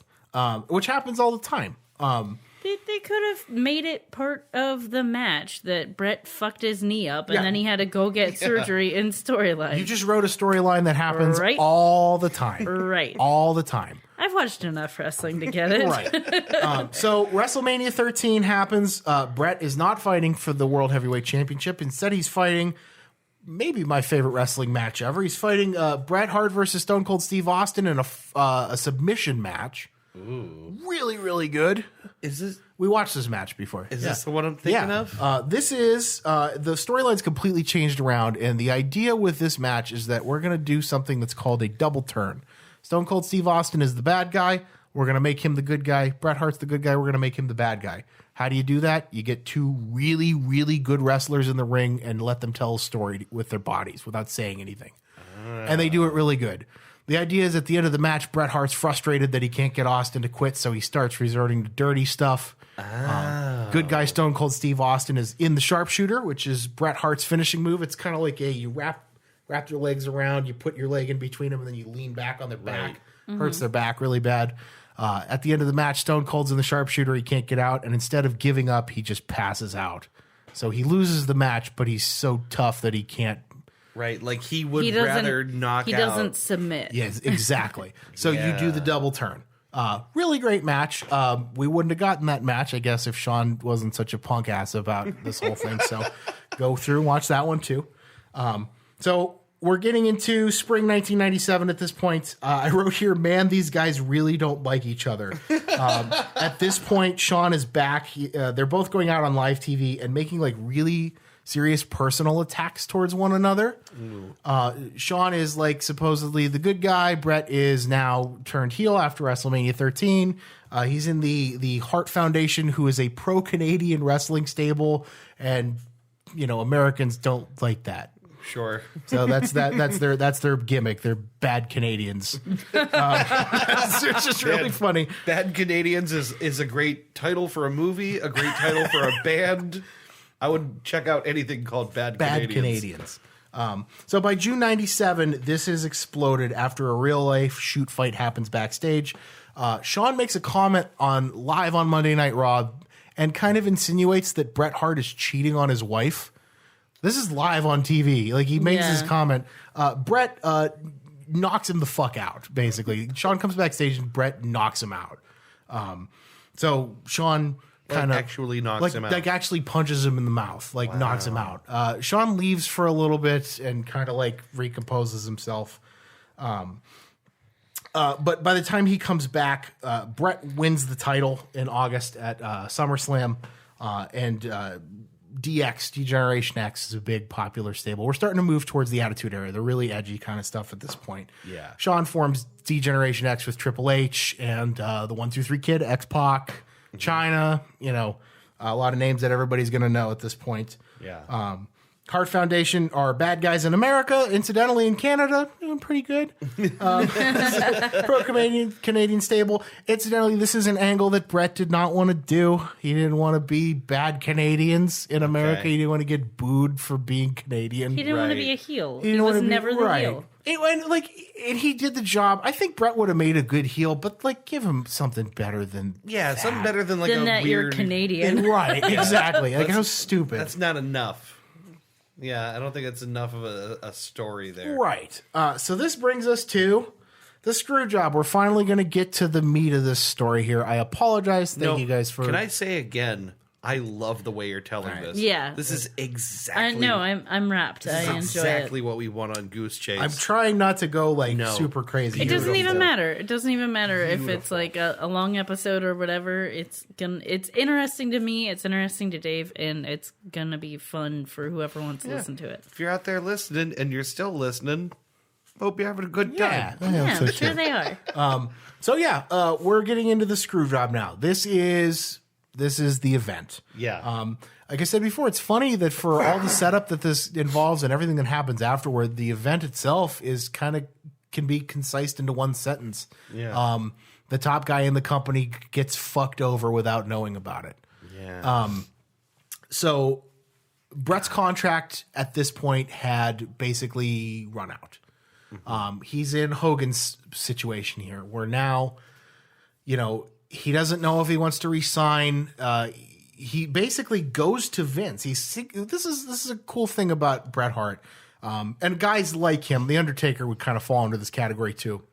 He looks at Vince as kind of like a father figure, and he's not going to do anything without letting him know first. This is like a stand-up kind of thing to do. Yeah. He goes to Vince, and It's a respect thing. it's a respect thing, exactly. He goes to Vince and he kind of seeks his permission to see what kind of offer he can get from other promotions, and Vince gives him the permission to do that, which maybe wasn't the best move from a business standpoint, but again, a respect thing. He lets Bret do that. yeah. Bret is at this time he was signed to a contract where he was making about $1.5 million a year in WWF. Not too shabby. Not too shabby. What's even more unshabby is that Eric Bischoff offers him $2.5 million to work at WCW, which is something that at this time Vince McMahon cannot afford to match. He cannot afford it. Turner is simultaneously funneling money towards Eric Bischoff for contracts and then taking away other little things. Yeah. Which, again, we could talk about the demise of WCW at length, but there's a lot of stuff that goes along with that. But Ted Turner is also like a billionaire. Genuine, he's genuinely like a crazy millionaire who just wants to win, right? Exactly, right. So, I mean, he'll take it out of his pocket if it means beating if he his could enemy. steal yet another star in like a star the guy from WWF right now, he'll do it. They don't even have to be making more money or doing better for the money to just be there to ruin the WWF. Right, and that was the plan. That was basically the plan here. That's why this is so important. Yeah. Bischoff offers Brett $2.5 million to sign, and of course, he goes to Vince with the offer, and he says, "If you can match this, I will stay here." And Vince cannot do it. So Brett signs the contract with Eric Bischoff. They set up some terms. This is kind of like the first time that we're starting to see terms between Eric Bischoff and McMahon, because these two didn't super like each other, you know what I mean, or at least on TV. But they set some terms. Vince set a couple rules. You can't. Bischoff could not promote that Bret Hart was coming, basically. Okay. He couldn't say on live TV that Bret was coming, because Bret's the fucking champion. Yeah. Bret can't, you can't tell them that he's like, oh, he already signed, he doesn't give a shit. You know what I mean? Yeah. So that was a stipulation, and Bischoff agreed to it. They're going to find out when they find out. Exactly, right. Yeah. And to Eric Bischoff's credit, he agreed to that and followed it. It had basically gotten out. There was a point where it got out that he was coming, but that wasn't. I don't believe it wasn't them. It wasn't Bischoff's fault. Yeah. But Vince is kind of put in a bind here because there's a match that's booked at Survivor Series that's Bret versus Shawn, and the idea behind this match is that this is in November. That Bret's going to drop the plan is that Bret's going to drop the title to Shawn, and then he's off TV, and then there's like a little bit of a break there, and then he's going to show up on WCW in December. Gotcha. That's the plan. Okay. This doesn't really go over well with Bret. Bret basically refuses to drop the title to Shawn, saying that unless Shawn can prove to me first that he's willing to put me over, I'm not giving him the belt. So basically what Bret wants to do is win the title, retain the title on the pay-per-view, and then the next night on Monday Night Raw, they have a live show right after that. Yeah. The next night, he would either forfeit the belt, or he would you give it to somebody else. But basically, he's like, I'm not giving it to Shawn. Shawn needs to prove to me that he's willing to. Yeah, Shawn didn't show me the respect of letting me have it before. Why should I give it to him? He wants to go out with he wants to go out a winner, essentially. I don't even think it's about the win. I think it's the fact that he wasn't thrown over by Shawn. Right. Why would he throw him over? And you want to look good. Like he wants to look good, but I think the bigger picture here is that he wants the respect. Yeah, like, are you going to be a part of this time-honored tradition of like following the rules we agree to together? Are you going to be a pro, or are you going to be a punk? Right. Why would I do it for you if you couldn't do it for me? Because also he's going to be the guy that's going to inherit everything that he's leaving. Right. I get this as a person who has like a very distinct idea of justice in black and white in my head. I'm totally with Bret Hart here. I'm like, that dude was an asshole and he wouldn't do what he was supposed to do. So I don't want to do that for you if you couldn't do it for me. And also, you are like telling people on live TV that I cheat on my wife. I'm supposed to let you win. Yeah, like, I don't want to sully myself by, playing around with someone that's going to essentially disrespect me. Incidentally, I don't think Bret Hart actually cheated on his wife. I think that was just something that Shawn heard as a rumor and didn't really happen. Yeah, I don't think Bret actually cheated on his wife. Yeah, I think he was just being a shithead. It probably didn't matter to Shawn whether I don't think right, exactly. Yeah. It probably didn't matter to Bret whether it was true or not. Right, exactly. It was just that's a shitty thing to say. But yeah, Bret basically... It might have mattered to Bret's wife. It might have mattered to Bret's wife. I think she's the one that cares the most. She probably cared the most, yeah. But Bret does not want to drop... He's not letting Shawn go over, basically. Yeah. And he definitely doesn't want to do it in Canada because, he is kind of... sense. He's a bad boy in Canada. Right, but he's a big deal. You know what I mean? this is going to sound silly, but Canadians don't really have any representation in professional wrestling except for Bret Hart. Now they, Jericho now, right? Yeah, right. But they don't really have. At this time, they didn't really have anybody. They had Bret Hart. That's who they had to cheer for. So he's like the guy. Yeah. So he's a humongous deal. He's a humongous deal up north, right? Kind of a big deal. So we're getting into the Survivor Series pay-per-view here in November. Every other match has a plan.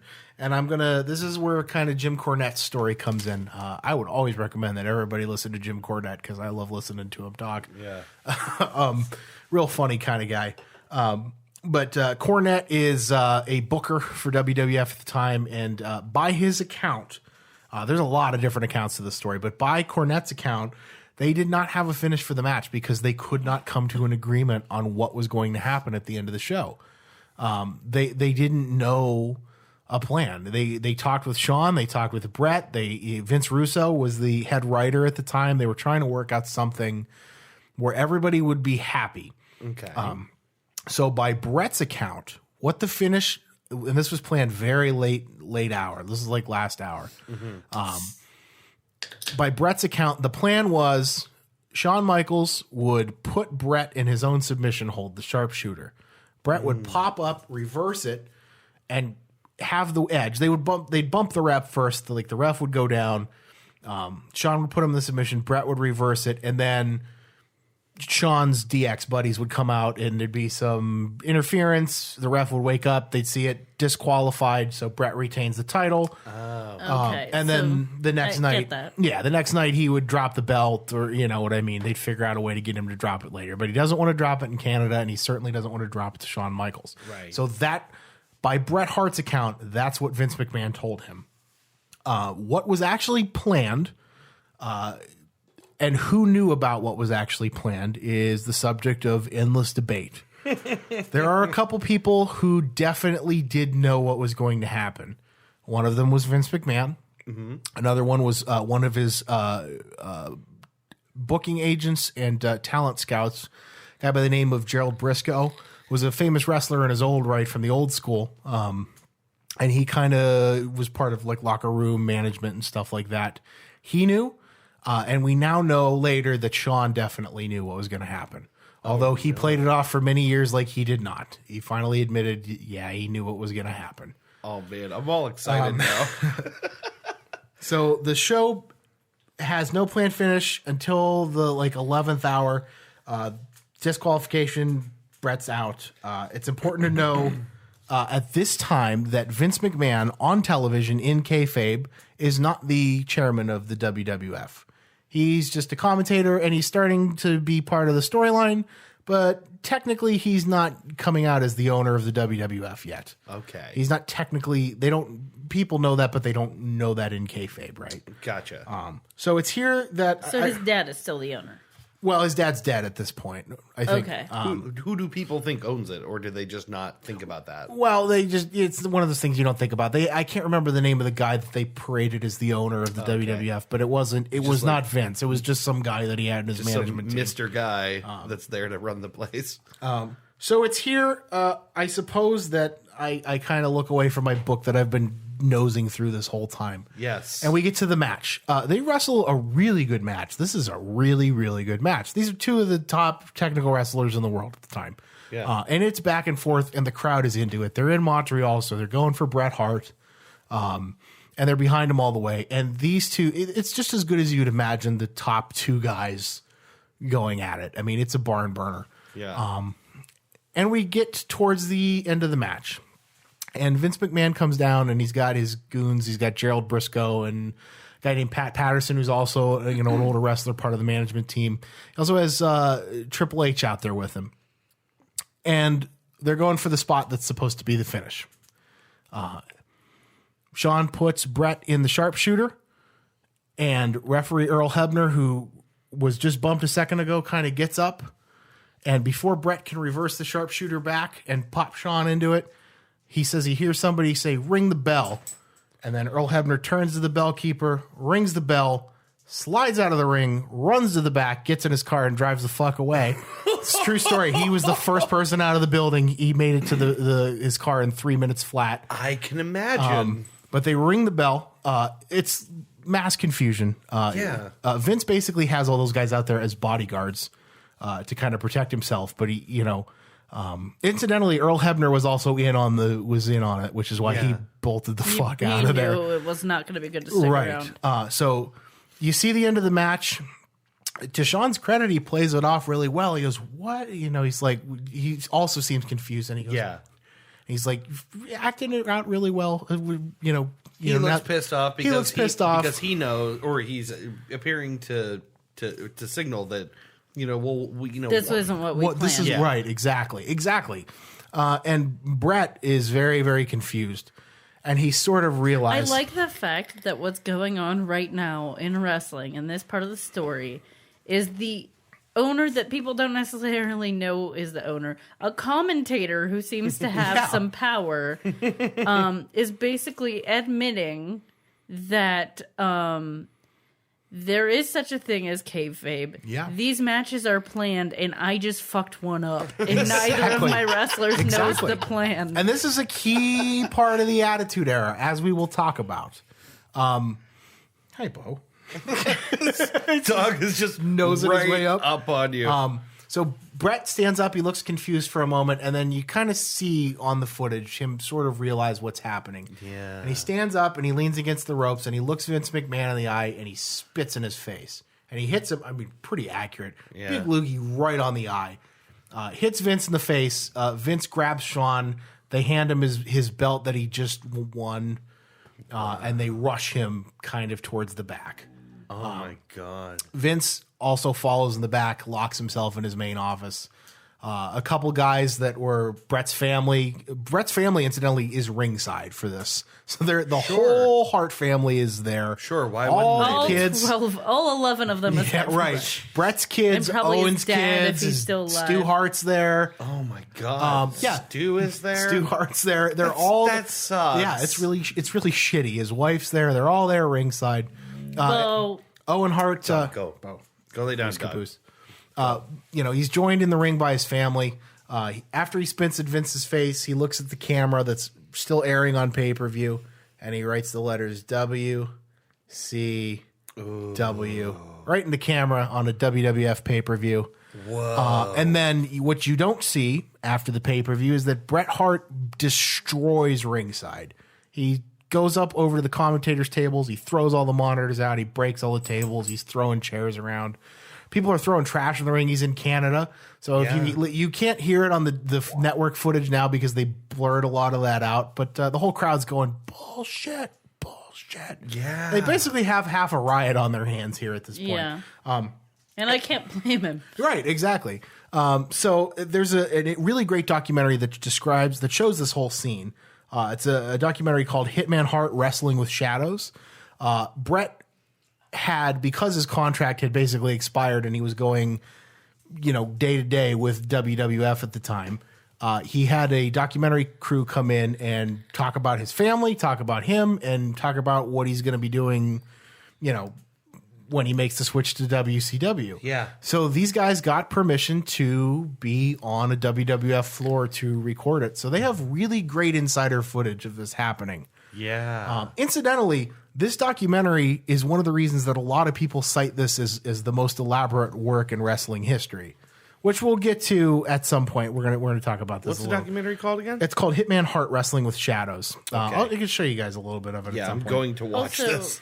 regardless of whether or not it was planned, it's really excellent television for someone for this to happen and for Bret Hart to write WCW into the monitor because it gives an explanation that he didn't really formally have for going to WCW. It gives a kayfabe explanation for going to WCW. Yeah, it does. So a lot of people they think, because that's the big reason that everybody cites that this is a work, is that it was he had this big documentary crew following him, and it's like too perfect that it happened. Sure. Incidentally, I don't think it was a work. If it is a work, it's no less than the most elaborate work in wrestling history. He's doing the best acting of his doing career right here. Exactly. All of them. Everybody. And it also seems to be completely counter to their personal motivations. Exactly. Yeah. Like everything about like appreciating them as individuals with motives doesn't work. He wouldn't want Michaels to win, or he wouldn't want Shawn Michaels to win, Right. And all the it just doesn't make sense. Exactly. Yeah. And it's this big, if it is a work, it's the most elaborate work that's ever been done. I don't believe it's a work. Then again, the flip side of that is, like McMahon was super desperate, right? Mm-hmm. Sure. Why not pull the most absolutely, stunning Work in of the all- history. Yeah, right. I don't think Vince is that smart. And that's not a discredit to Vince McMahon. I don't think anybody's that smart because I don't think anybody could have predicted what happened after this. All right. So what happened? So Yes. let's get into the post-fight scene. After Brett is done destroying the ringside, he's pretty much escorted by event staff towards the back, where he ends up in a locker room with Shawn Michaels. Wow. Probably poor planning. And he turns to Shawn and he's like, Shawn, you didn't know anything about this, did you? And Shawn goes, I didn't, my hands are clean. I didn't know, I swear I didn't know they were going to do it. I thought we were going to, Yeah. again, we now know that Shawn definitely knew he, by his own admission, came out and said Vince had locked himself in his office. Because of this documentary footage, we know a little bit about, how this all transpired. But at one point Brett looks at the camera and he's like, I don't want to, not right now. So they shut the camera off. And the next time we see the camera, it's Vince McMahon lumbering out of his office, and he looks dazed, and he's got a really big black eye. Oh, shit. And they ask Brett what happened, and he says, he ran into my fist. Bret Hart knocked Vince McMahon out cold. Hit him so hard that he knocked him out cold. Oh, my God. He was so pissed. Because, again, this guy's like a father figure to him. So Yeah. And it's like this ultimate betrayal. There's footage of Bret's wife kind of lambasting Triple H and some of the other guys in the back. And she said, you knew about this. You're all going to go home. You're all going to go to the hotel, have a couple of drinks, and just fucking laugh about this. Yeah. And it's this very awkward, cold moment between everybody. So the end of that documentary is Brett getting in the car and then going home. Yeah. And going into WCW, which I guess brings us to the close of the story, the aftermath. The reason why this is also important. In the aftermath for WWF, Vince McMahon is revealed to be the actual chairman of WWF. Sure.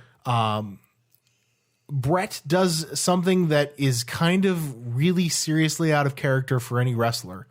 After this event, everything's kind of really confusing. The next day, he goes to the news. He goes to the press, and he says, I didn't really lose it. I got screwed out of this. He basically tells the story like, this wasn't planned. Yeah, he tells his understanding of what happened that night. This guy's a real shithead and he screwed me. So this becomes a national phenomenon, which is a huge boost for Vince McMahon. Of course. Because any publicity is good publicity. Yeah, now right? everyone's going to be watching to figure out who this Vince McMahon guy is and why he did what he did. Exactly. So Brett's revenge kind of backfires here.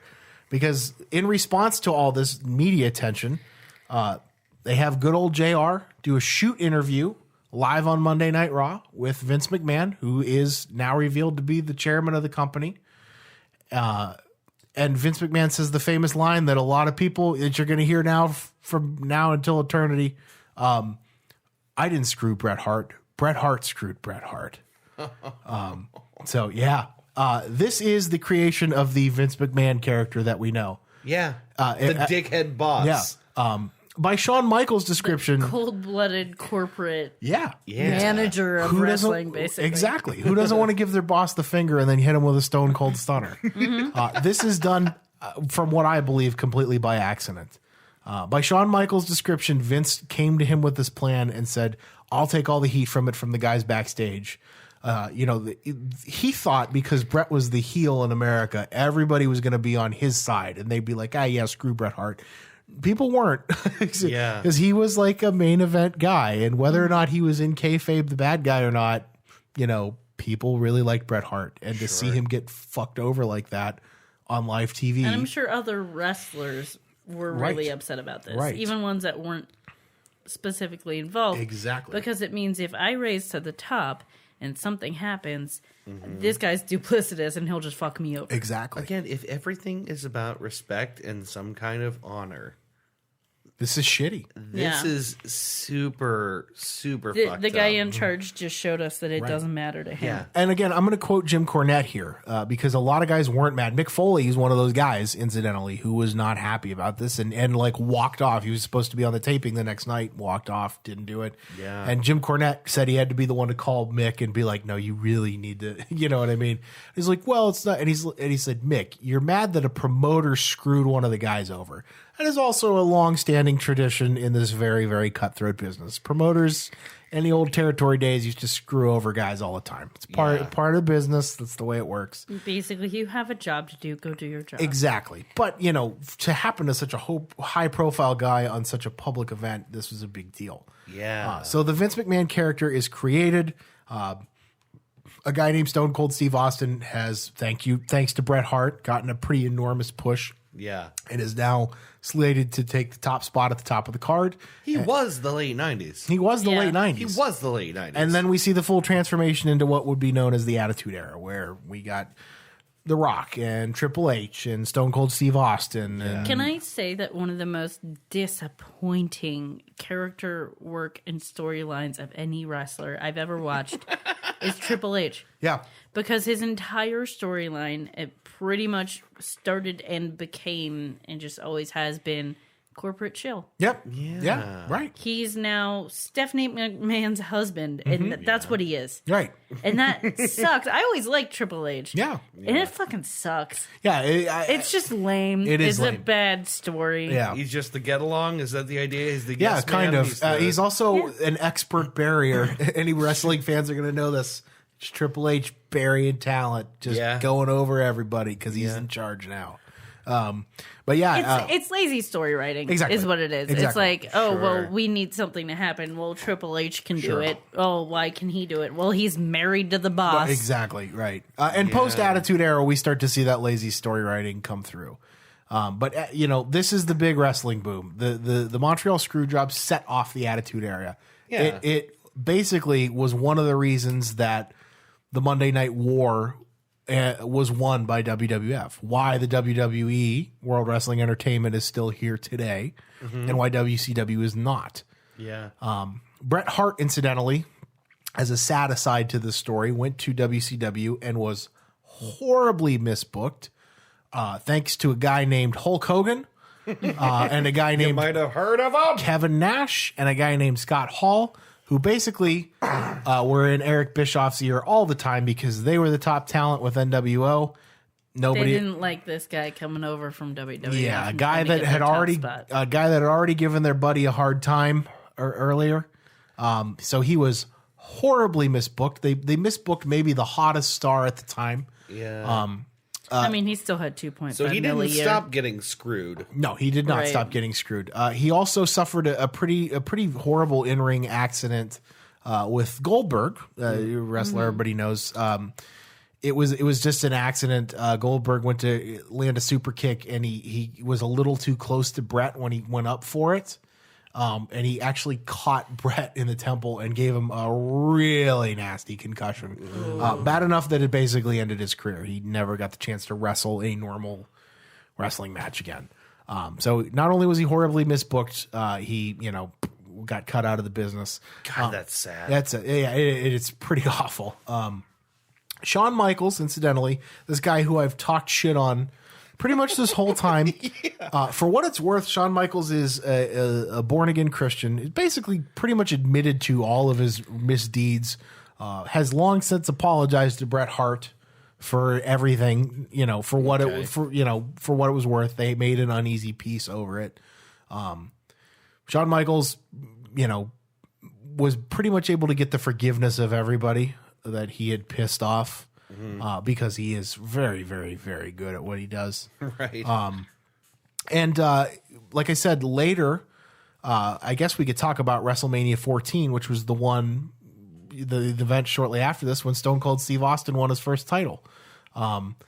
This was Shawn Michaels' first basically retirement match. He was done after this.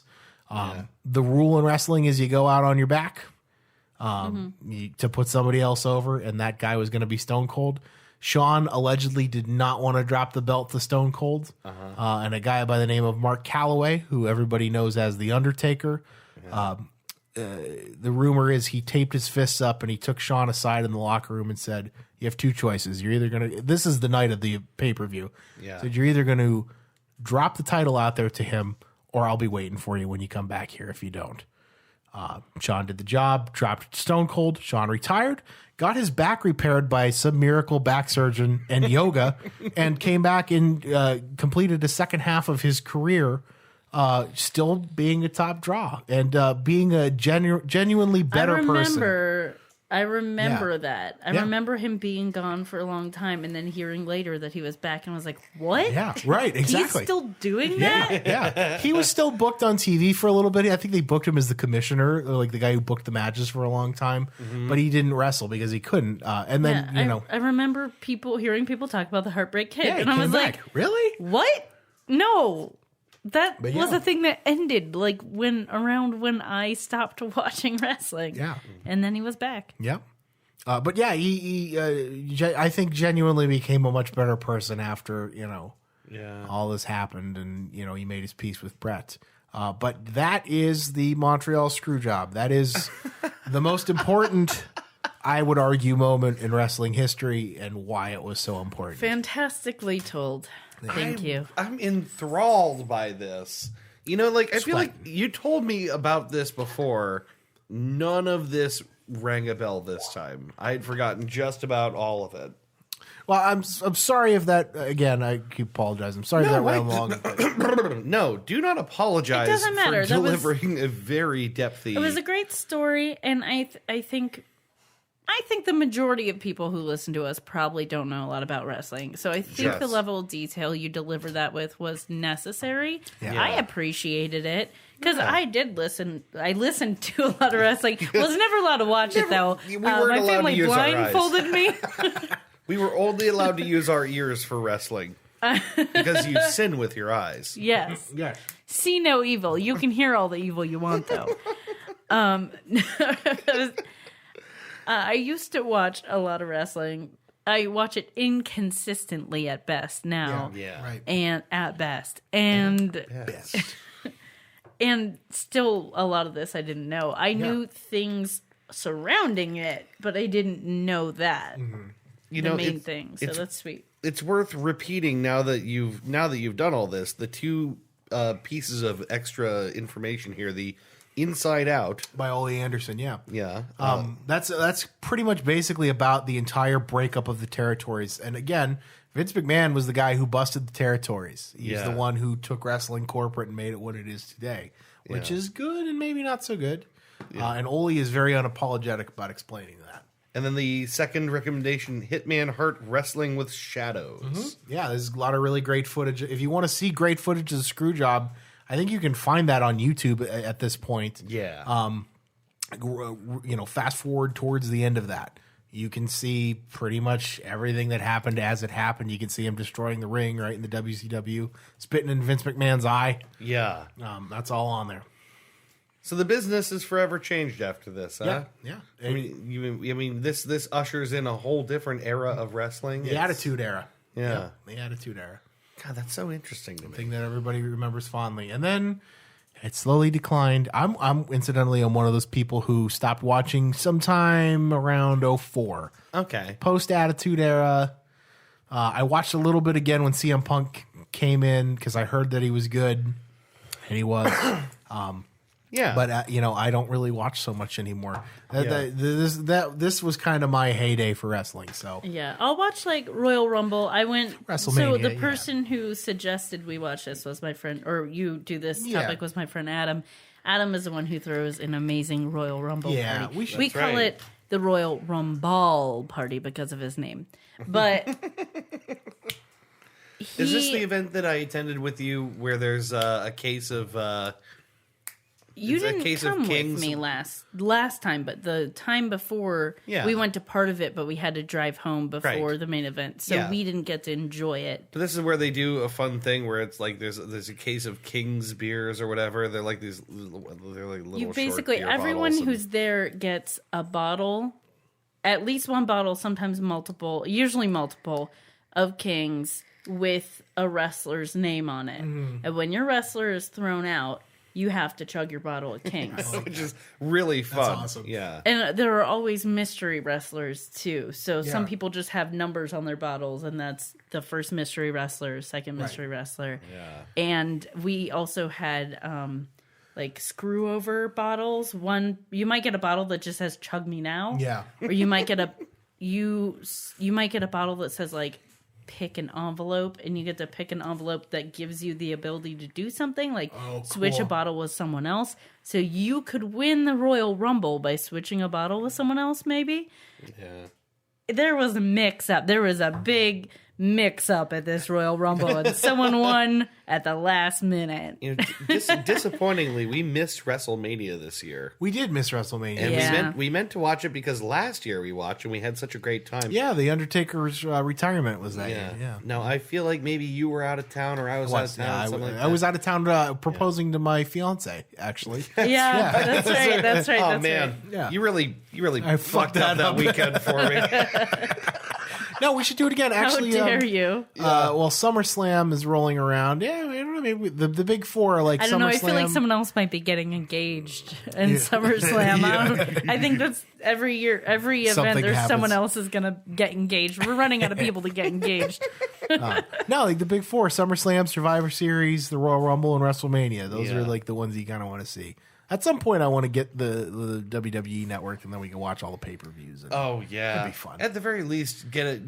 Get the month trial and just spend a couple of weeks watching a bunch of classics. Old classics, yeah. Yeah. Incidentally, if you're listening and you want to watch any of those matches I recommended, every single one of those is really good. So Yeah, check those out. I think that about does it. Holy hell, that was That'll do. that ya. was such a good episode. Thank you guys for coming on, let me on the show. Or thank you guys for coming on to my show. Well, thank you all. Thank you so for much. coming on my This show. has Chris been- talks about wrestling. This has been Wrestling World with Chris. I'm so happy to be your guest. Actually, Wrestling Chris's World, also known as WCW. And Chris's world. Do the Eric Bischoff smile. So again, as we just for the end every Psych episode, podcast.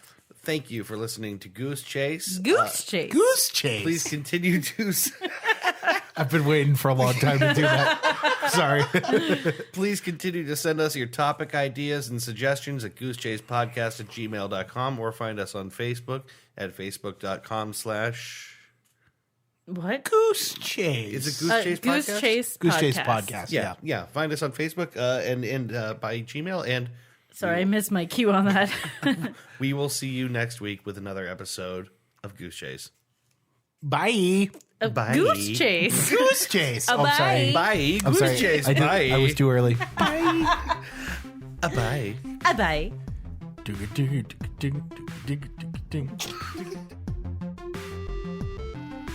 You've been listening to Goose Chase. We are Goose Chase Podcast on Facebook and Twitter.